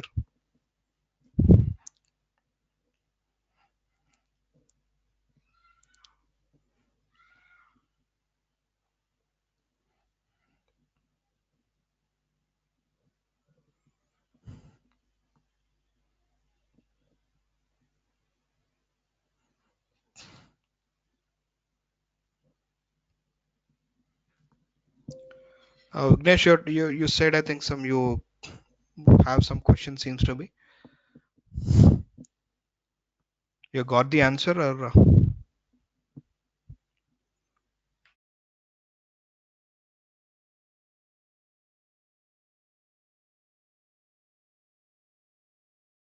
okay, it's fine. I think seems to be no questions much. Okay, so let's come back to here. We have this option group, parameter group, and subnet groups. Okay, so we have discussed subnets, right? In the VPC, we already discussed. So, what is this subnet group concept is all about? Let's understood by creating a subnet group here. Let's click on create DB subnet group here. Just click on it, and here you can give some name and description. That is not much important here. So here you see there is an option for VPC, and then you can add the subnets. So while creating the database instance, so we have to select the subnet group. Okay, so the subnet group is nothing but it's basically a combination of the subnets. It's a combination of subnets. So what does that simply means is that let's say you have a VPC. Take an example, this is a VPC. Okay, understand that, and it has some subnets. Let's say, okay, one subnet here, one subnet here, so some subnets like 4 or 5 subnets are there, right? And these are all in different availability zones. Some in AZ1, some in AZ2, something like that. Do we have, right? We have. So it's like this is in AZ1, AZ2, AZ3. Let's take an example, AZ4. So these subnets are in AZ, different availability zones. Okay. Now, when we create a database instance, when we create an RDS, right? So RDS will be created in one availability zone, means one subnet basically. Either create here or here or here or here. So by default, it will be created in some availability, some subnet. Let's say this selected second one, it's created. But if you select multi-AZ also, then what will happen? You will be having primary and secondary. So primary will be in some subnet and secondary will be in subnet, let's say. It will be created. Okay. So now you'll be having the primary and as well as like you'll be having the secondary here. Good. It's created, right? But these subnets are like some are public and some are private, let's say. And you have kind of a requirement, you're saying that, I mean, um, the subnets where they will run should be in only private,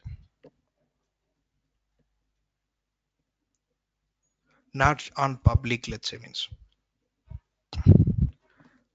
right? So, or maybe you're very specific about that your primary should be in this subnet and your secondary should be in this subnet.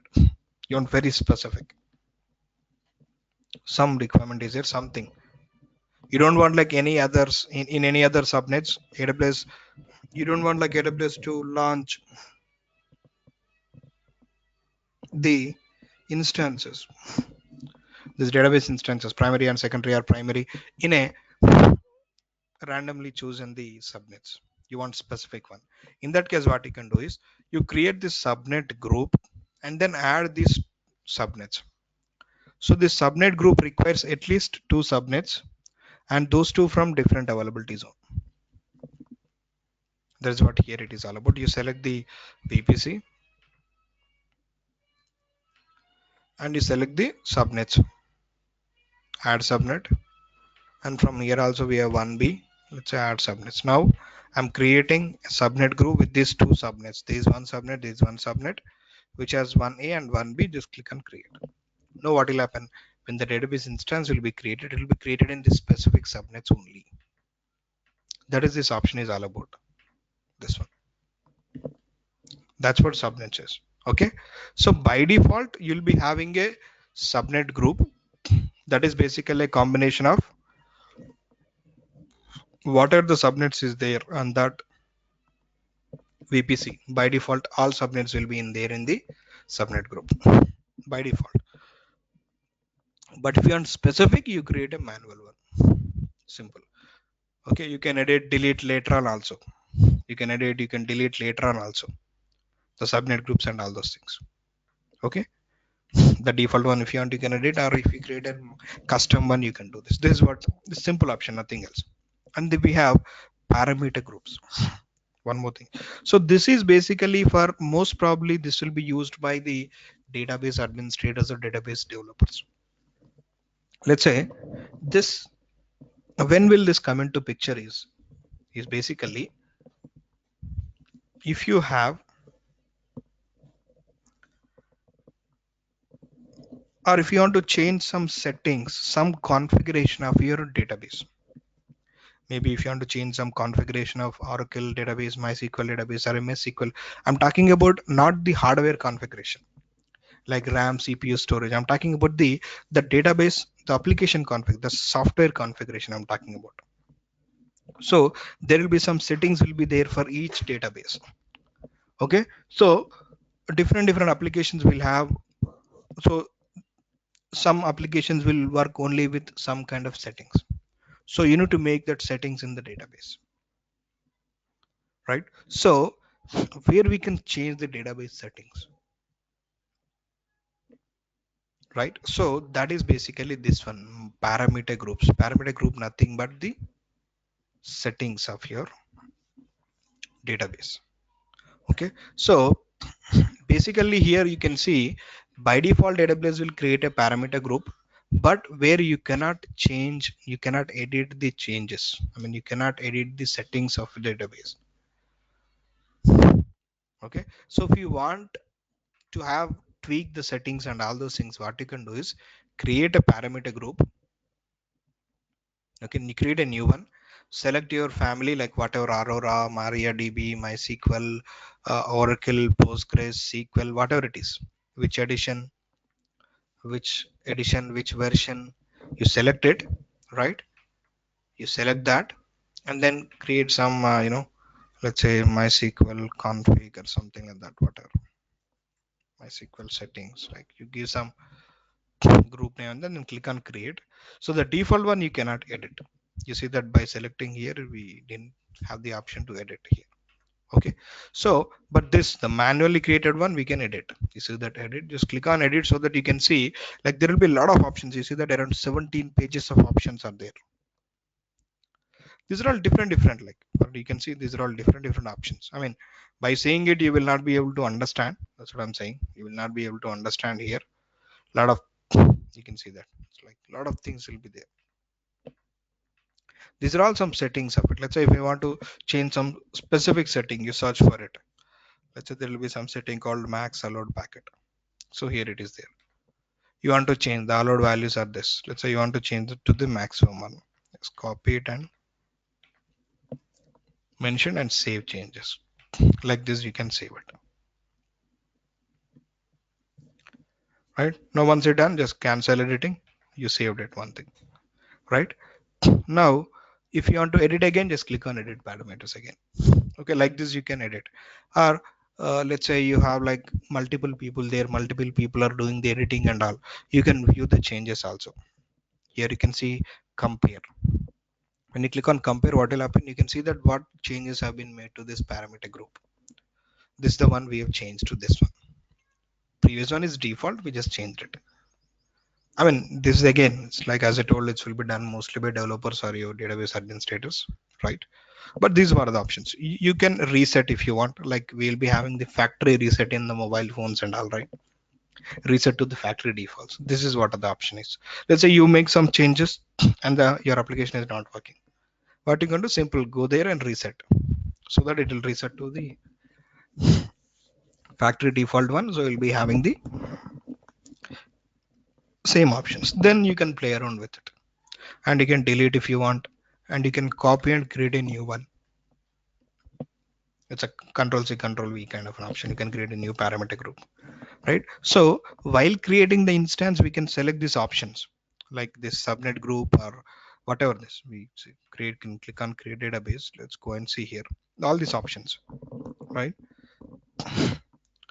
Whatever there in that parameter group, all the configuration changes.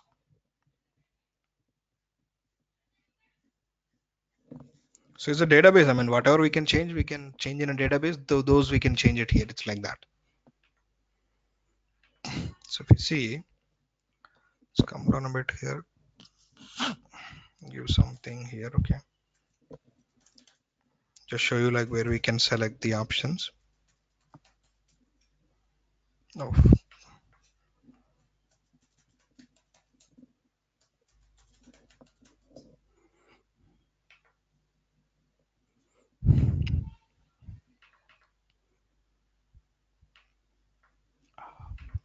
even after that also we can change.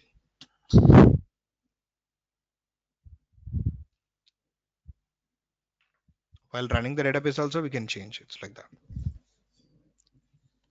But while creating the database, you have the option of selecting the parameter group.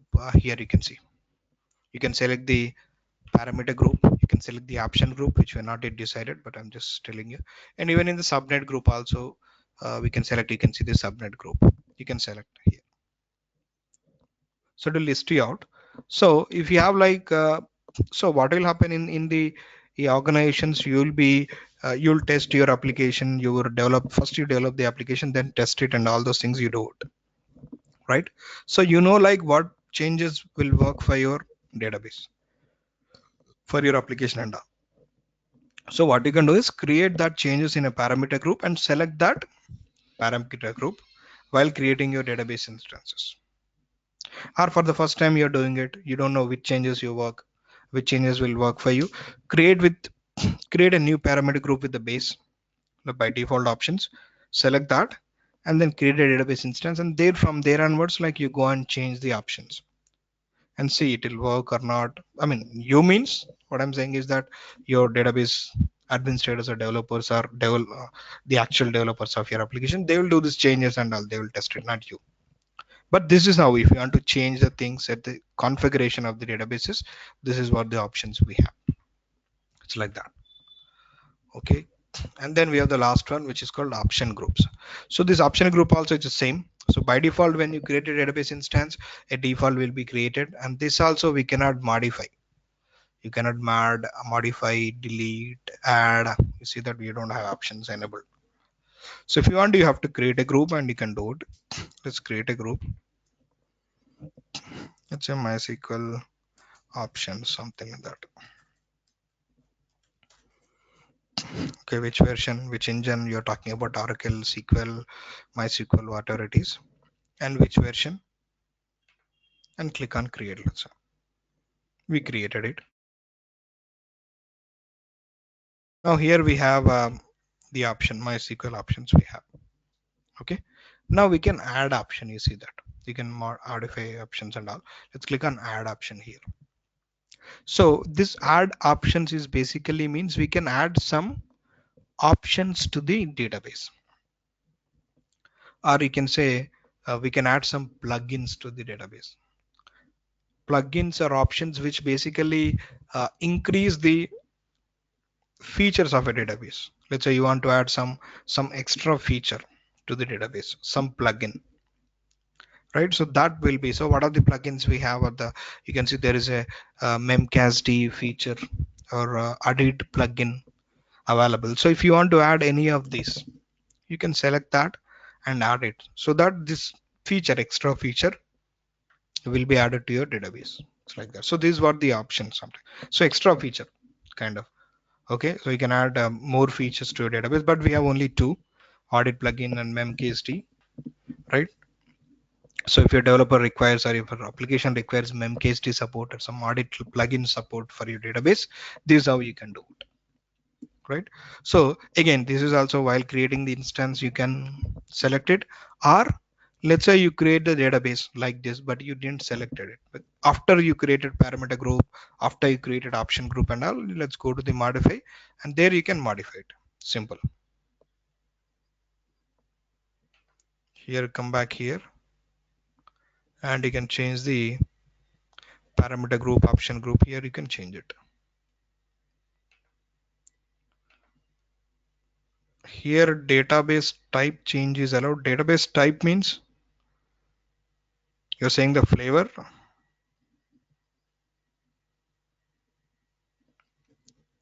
No, we are not talking about the database flavor change. The configuration of the database we are talking about. Whatever the database is. If it is MySQL, we are talking about MySQL. If it is MS SQL, it's MS SQL only.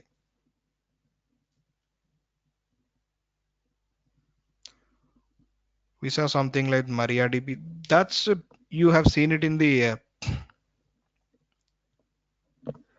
migrate to point, restore to migrate.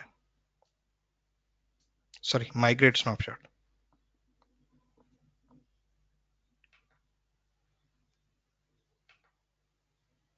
That is different, and this is different.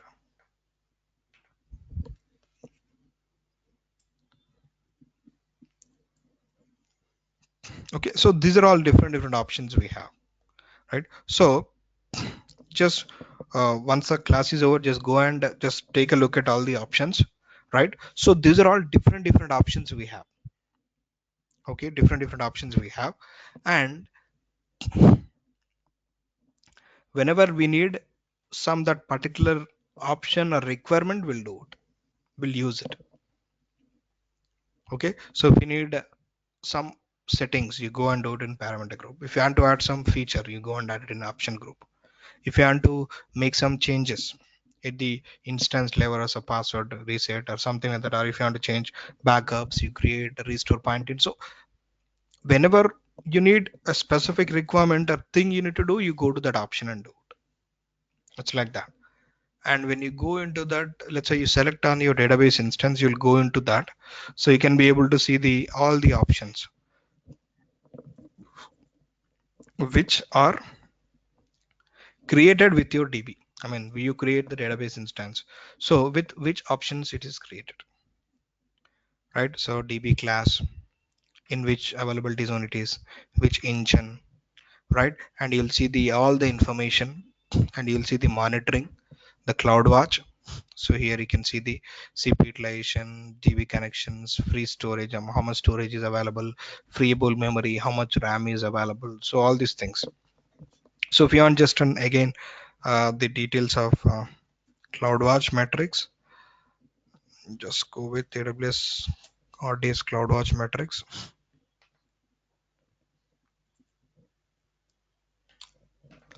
So just go to this link and read it out so that you can understand. It will be very simple.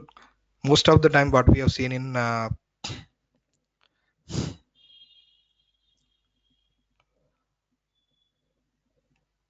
this one basically. Here you can see this is all the thing. So what we have seen in the uh, EC2, it's very similar to that. So just go through it. I don't want to like again go through each and all. So it just let's kind of we're eating the time. So this is a link. Just go through it so that you can understand. It's very similar, nothing much different more than that. It's very similar to it. You can go and see. It's again we have the same CloudWatch. By default, we'll get the 5-minute winter interval, right? And then after like if you want 1-minute interval, then you can do it. And in the CloudWatch, whatever we have seen, like we can create the alarms, right? The same thing in the CloudWatch, we go to that same like how we did for an instance, we can create the CloudWatch alarms for this RDS also. Same concept. Okay, it's like that we can do it. So this is what basically the RDS is all about. Okay, and there is few more things which we need to discuss, like reserved instances and all that we'll discuss in the pricing section. So when we come to the pricing, the costing and all those things, there are few things we need to discuss at the pricing. So there are some different types of pricing modes available, and different types of options will be there in that. In each pricing will be some for some features, some options are there. So we'll go to that features and all those things, and we'll discuss one by one. So at that time we'll come to this, what is this reserved is all about. Okay, we'll come to that. So but these are basically the RDS is all about, right? So do you guys have any questions on this? So I know that it's a lot of options here, lot of features kind of things, but just go through it. So try to create and practice so that you can understand.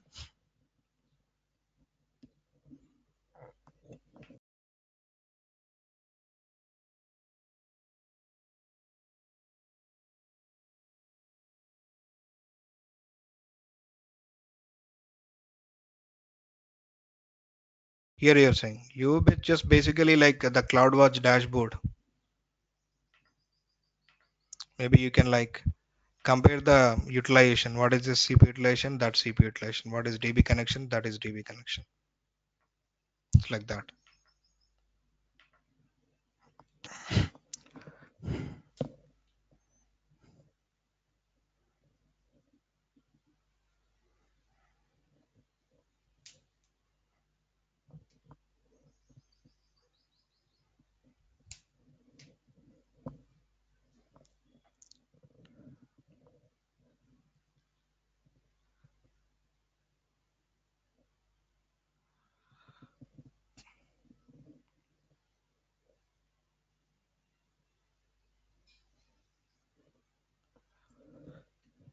Okay, the next service will be one of the most interesting services or features provided by cloud, by AWS, which is called auto scaling, right? So this is also very important, very important service for the prospect of interview and as well as the certification, and mostly in the organizations. You might see this a lot, this auto scaling a lot in the organizations. Okay, so we'll see that, but let's take a break because we have seen a lot of things, right? A lot of options, and also I don't want to overwhelm you. Let's take a 10 minutes break, and then once we come back, we'll start with the basics of what is auto scaling and all those things, like how we can configure and all those things. Okay, it's like that. Chalo guys, have a break for 10 minutes and come back. Thank you.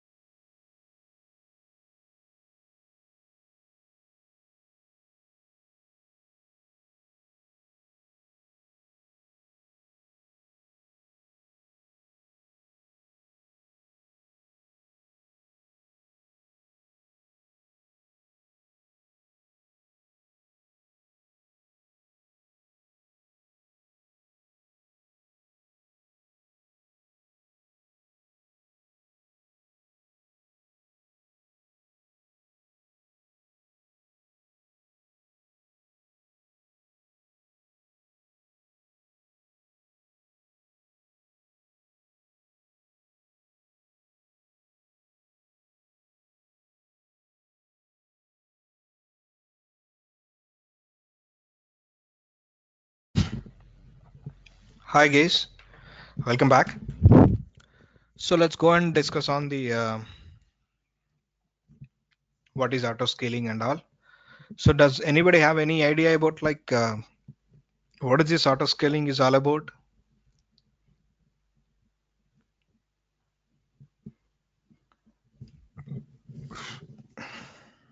Does anybody have?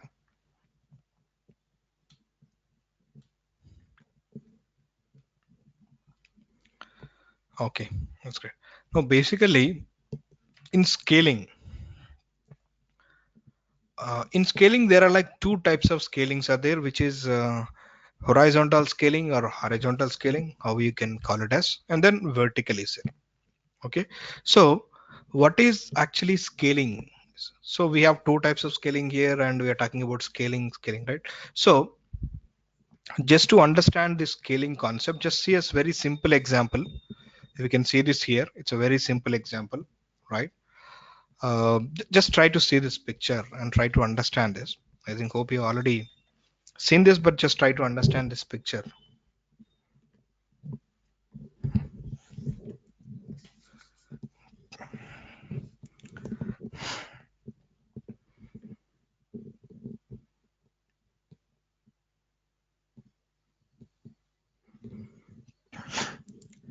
That's a very simple and straightforward example to understand the scaling. What is basically scaling? So scaling is that when you need to scale actually, right? So when you need to scale, so this will give up an idea. So but there is okay, we have a bus here, right? So the seating capacity of the bus is 25 passengers, but the requirement is for 50 passengers. They want to travel from Delhi to Noida. Okay, now how can we do this? Normally we can, like, we can fill 50 passengers in a 25 seating capacity bus, right? But the requirement here is that everybody should have a seat. Okay, now in that case, one bus cannot be sufficient, so we need to have more because we have the more we have more people or more requirement, right? So how many ways we can do it? How many ways we can arrange it? And one way is that we can go to a better bus where we have a more seating capacity, a two-tier bus, like double decker, what we call something, right? So this is kind of where we have like two states. We can fill the 50 passengers. Each one should get a seat. This is one way. And the other way is basically like this. Instead of going to a bigger bus, right? So we can get two bus with the same 25 passengers capacity. So 25 here, 25 here, something like that. We can fill the 50. It's like that, right? So this is what basically this diagram is talking about, right? Now just replace this buses with the servers. Now we have a server here, and this server can handle, let's say, per second 25 requests, or per second 25 users it can handle. Okay, now if the request came for, 50 people are accessing the website at the same time, let's say at the same time 50 people are trying to access. Now in this case, will this be sufficient? No, right? It can only 25 requests per second, but wherein you're requiring, let's say, 50 seconds, sorry, 50 requests per second here we're talking about. In this kind of situations, what we can do, right? So the same thing, either you can go for a better instance type. Let's say this is some C4 extra large instance. It can handle 25 per second. So we need to maybe go to C4 24 extra large, or C4 12 extra large, or 16 extra large kind of an instance where we have more resources, more RAM, more CPU, and more networking capabilities, so that it can handle more requests, more users per second, right? Instead, what we can do, we can go with C4 large only, but two instances. Instead of one instance, we can do this way. So it can handle 25, it can handle 25 like this. Okay, so we can do this or we can do this here. So which one is better, you think? This one or this one? I mean, increasing instance type is good, or increase the count of instances is good. Which one do you think it's the best?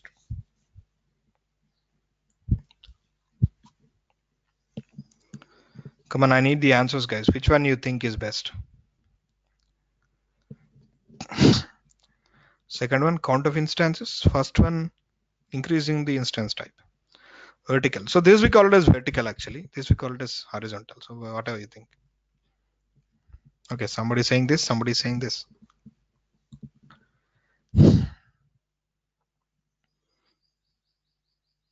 Okay. Right. Okay, got it. So I've seen some answers from good, right? So small thing guys here. Okay, not the technical. So my electricity came back, right? So I just want to reconnect my networking things and all. So just for 1 minute, I'll be disconnected and I'll come back.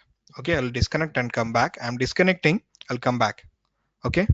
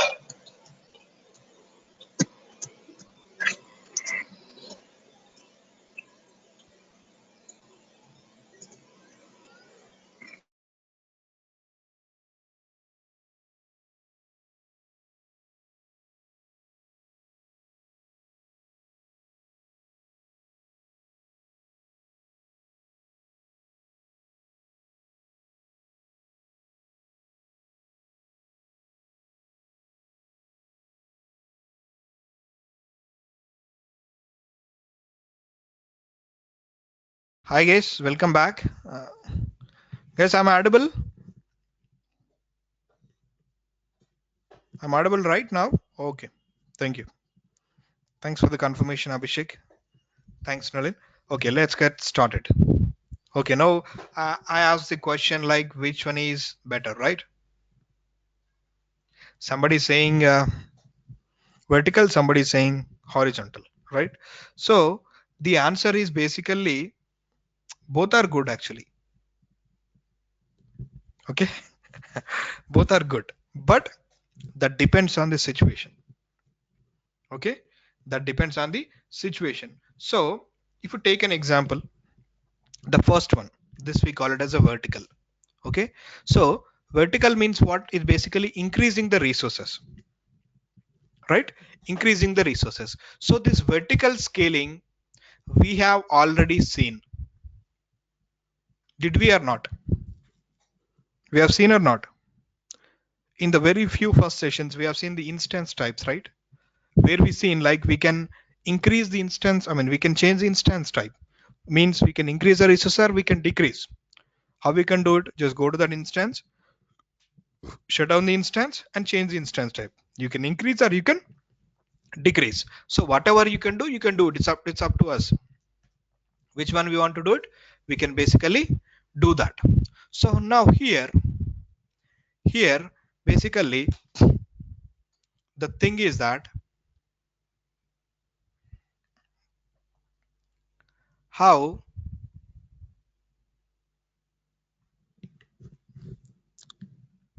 we did the vertical scaling is by shutting down, stopping the instance, did it. So it needs a downtime. Yes or no? It needs a downtime, right? One thing here, one thing we need to note down, we need a downtime for it. Okay. And so when will this vertical scaling will be useful is that, let's say you have, you know that these many users will come to me for sure. Let's say per hour 100 users, or per second 100 users, per second 1000 users, or per second 10,000 users. I know this is my users count. If it is increase also maybe another 100 200 something like that, but I don't think there is a massive difference in the request count. If you are in that kind of a situation, then you can go with the vertical scaling. You can go with the vertical scaling, where basically you can be able to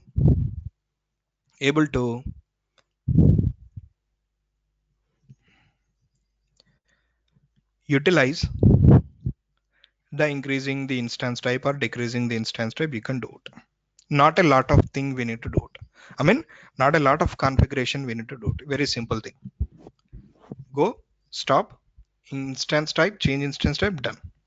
But let's take the other example. We do not have the exact counter. We don't know, right? How many people may come? We cannot have kind of. Let's say you having an application very similar to maybe Amazon, Alibaba, Flipkart, something kind website where you're selling online.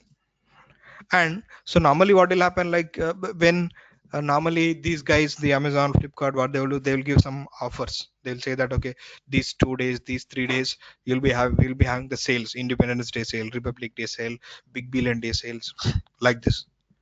Right, in the US you say like a Black Friday sale, right? Independence Day sale, Father's Day sale, Mother's Day sale, something like that. So these kind of sales will be there. So normally let's take an example, per second 10 users are coming to your website. If you have sales, it might go up to 100 or 1000, 10,000, even 1 lakh also, you don't know, right? When normally when we have the sale, obviously we'll go to that site and see, I mean, if we have any, get a better deal to check it out. Forget about we are buying or not. If we like that deal, we'll buy it, otherwise we'll not, right? So but obviously people will come to you, so you don't exactly say that, because even you don't know that, I mean, will you go or not. If there is some people I mean, in the advertising they are saying that okay, you'll this 60% of 50% of, somebody will go, somebody will not go, right? So even we cannot say that shall we go or not. So based on our interest we'll go, we might not, we might go, we might not go, it's like that. So in the same way, in the same way they also cannot estimate how many people can come and all. So in that case, so where you doesn't really have a fixed numbers to estimate, then you can go with this horizontal scaling or horizontal scaling. Okay, this is what, so based on the situation, based on the requirement, you can go with any of this. But this vertical scaling, it's a very simple, you can go snap and change the instance, it's very simple.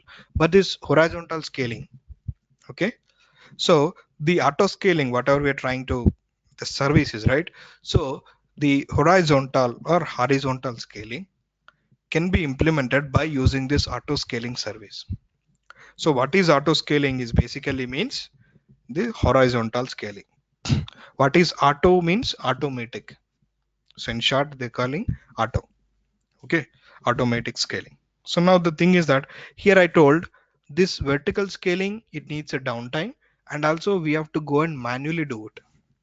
Right? We have to shut down the instance and we have to change the instance time. We have to start again. Yes or no? It's a manual intervention needed, and then it's a downtime needed. But here in the horizontal scaling, we don't need downtime, we don't need human intervention. Only when you configure, you need it. That's it. For the first time, when you configure it, you need that. I'm talking about human intervention. Once you configured, it will automatically done by itself. The things will happen automatically. So we don't need do we don't need to do anything from our side. That will be happen automatically. That's what auto scaling is all about. One thing is that we don't need downtime, and we don't need human interventions.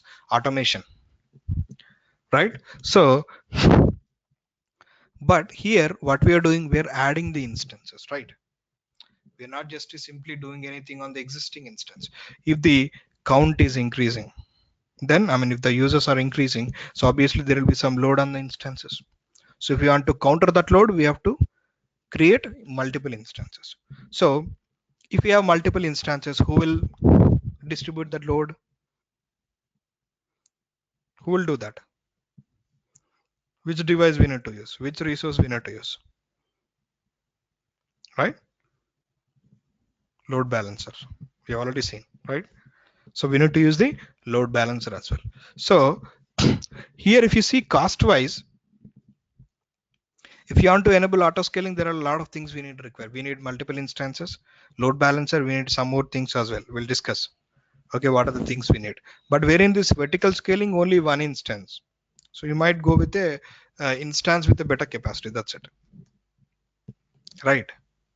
So differences. These are the differences between these two. Okay, but the good part is that it doesn't need any downtime. We'll get the automatically scaling. I'm not saying will be the best, but most preferred Khalid, I can say that. I cannot say like this is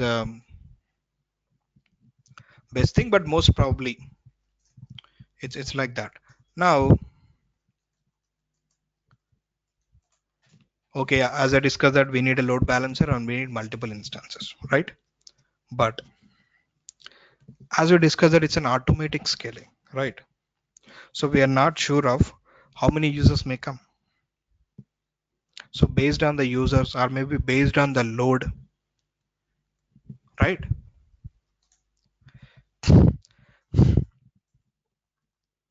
We need to increase. So it might be 2 instances, 10 instances, 20 instances, 100,000. You don't know. You don't know, right? So if you recollect to the AWS introduction or the EC2 introduction, we have seen some example. I'm not exactly sure like how many of you have recollect this. We have seen some example of Wall Street. You remember that?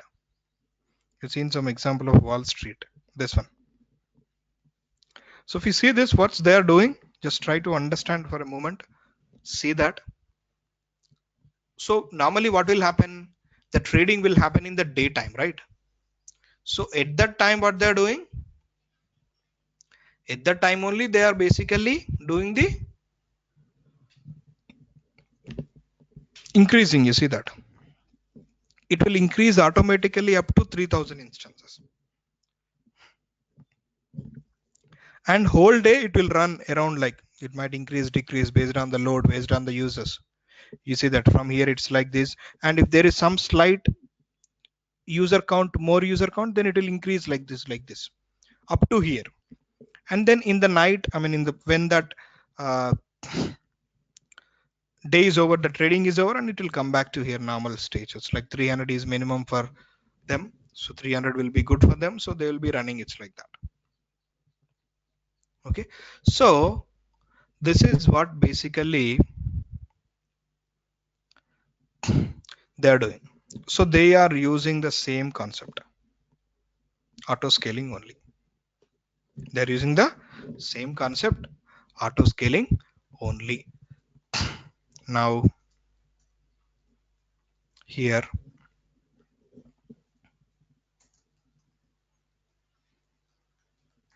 the thing is,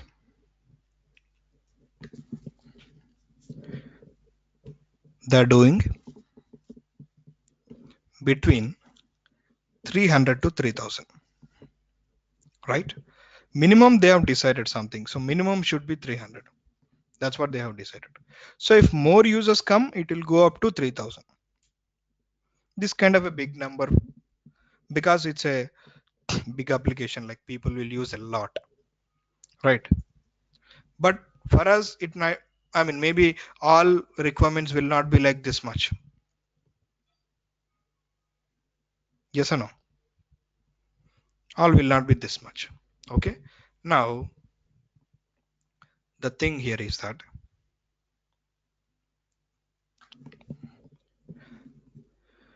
we have to tell auto scaling all these configurations. Means what is the minimum, what is the maximum, this we need to tell. Okay, and auto scaling, what auto scaling will do is it will always maintain minimum 300 instances as per the Wall Street, and then it will increase when there is a load. It will increase when there is a load,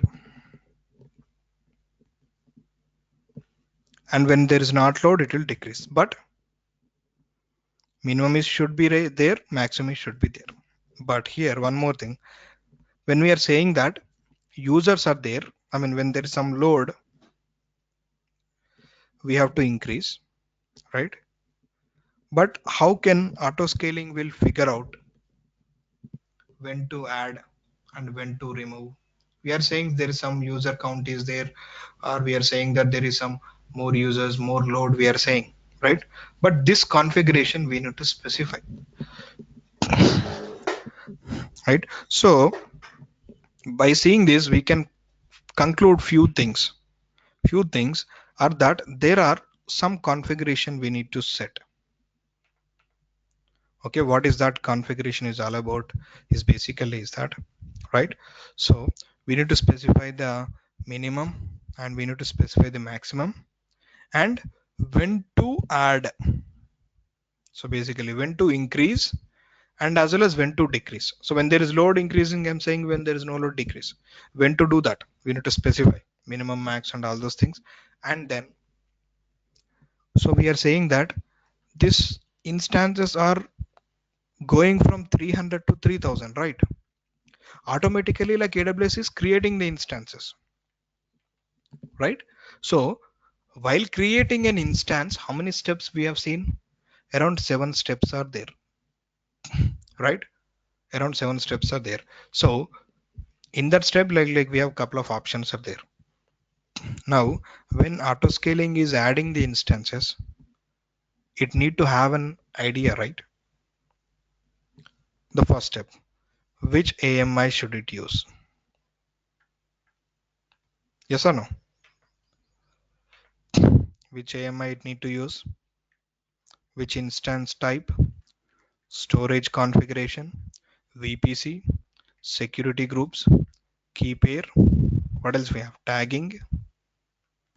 All these things we are specifying all these things while creating the instance. If you want to specify user data, bootstrap script or something like that, we need to specify all these things, right? So auto scaling need these things and as well as these things. Okay, and okay, so these and these both we need. When to add, when to delete, this needs, right?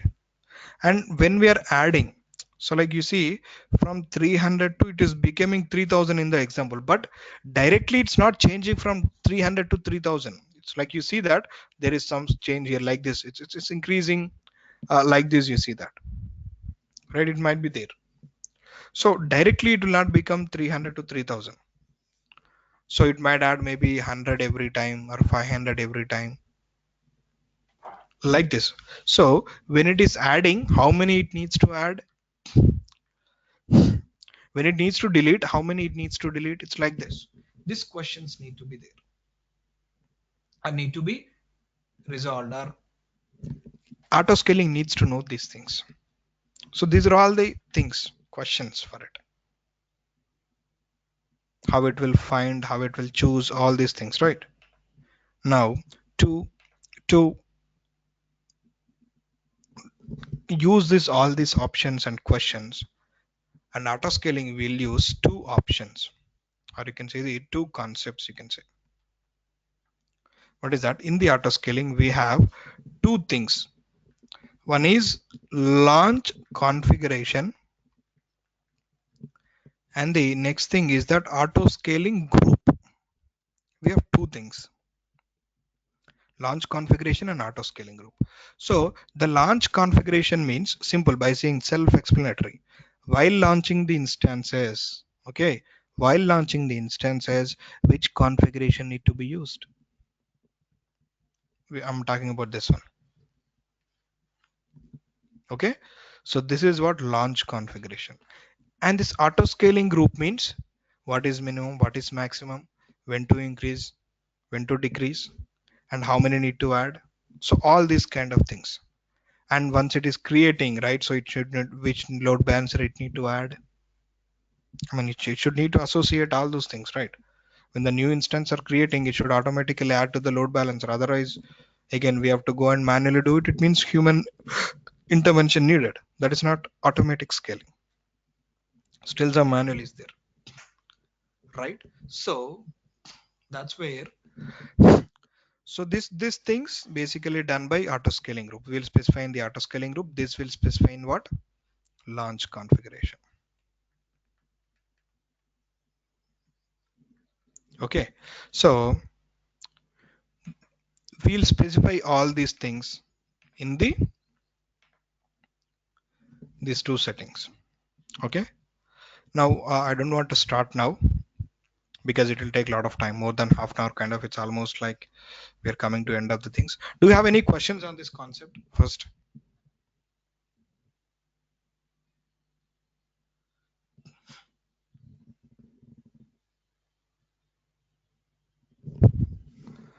Do you guys have any questions on it?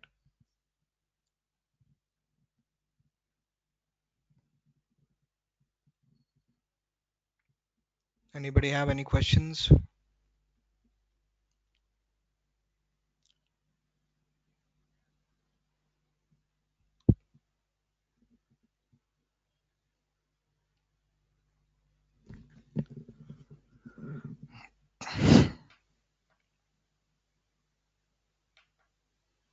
Will the cost increases in horizontal scale? Obviously, because we are talking about multiple instances, there is a load balancer involved.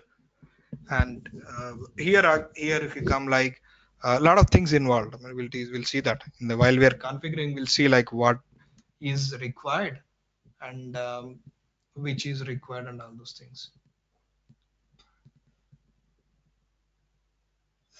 It's like that.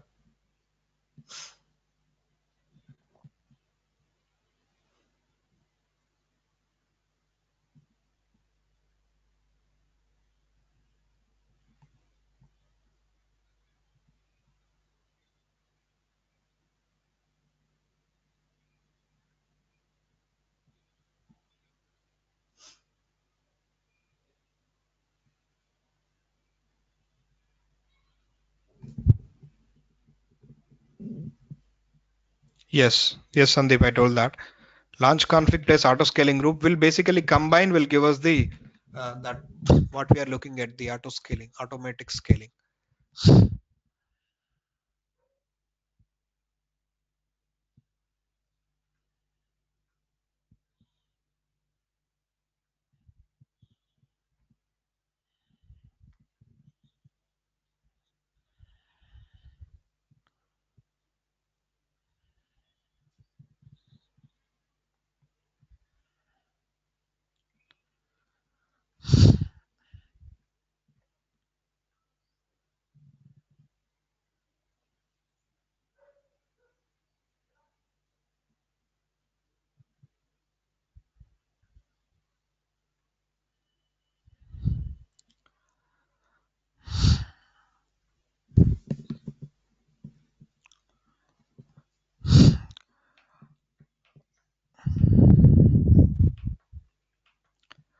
You'll be covering horizontal and vertical scaling. Both are just horizontal scaling. Vertical scaling we already seen, Khalid.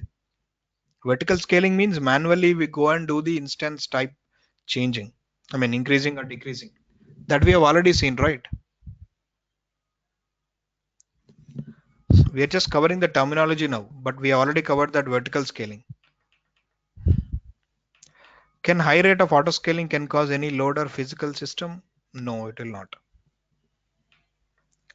So the time consume is horizontal. Then it's not time consuming. I'm saying it's not time consuming. I mean when you go and implement, I think you will get to know the things. Then you can understand. I think there you might see. Just wait for tomorrow till tomorrow. Then you get to know like what is not kind of.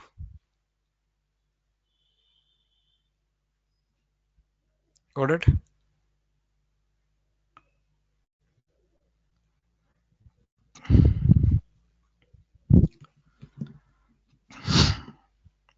This is the basics covered, right? So you'll understand once we while we are doing it, you'll understand. I mean, which things will come into picture, okay? And then what are things we are going to cover, and all those things will come. Okay.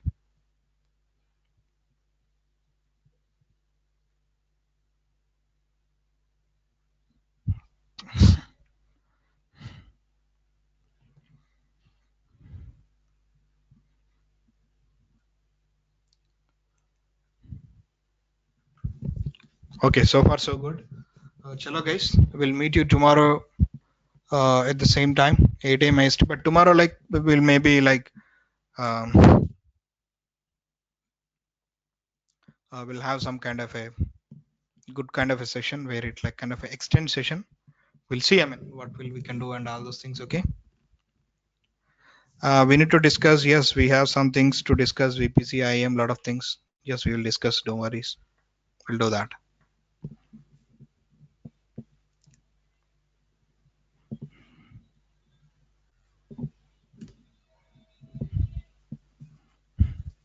Chalo guys, is there any questions? Otherwise, we can leave for the day.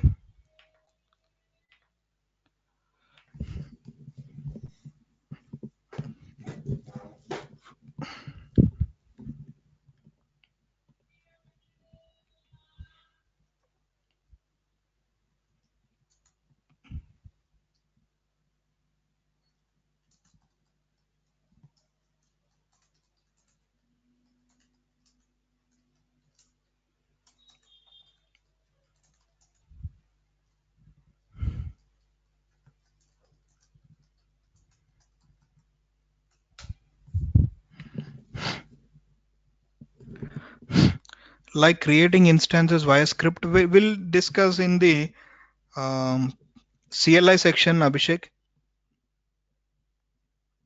Not on scripting actually, it's command line will be there. It's not scripting, but we'll see the basics and all those things.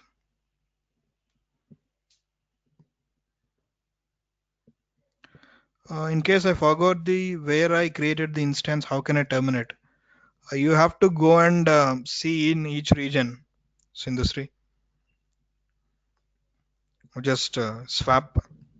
You go to EC2 and change one by one, and then you can see maybe. Change one by one so that go to EC2, change one by one, you can get it. we can't say we cannot say in a centralized where we can do it. I mean, we can do it in a billing section, but I don't think you will be able to understand the billing section now. Take some time maybe.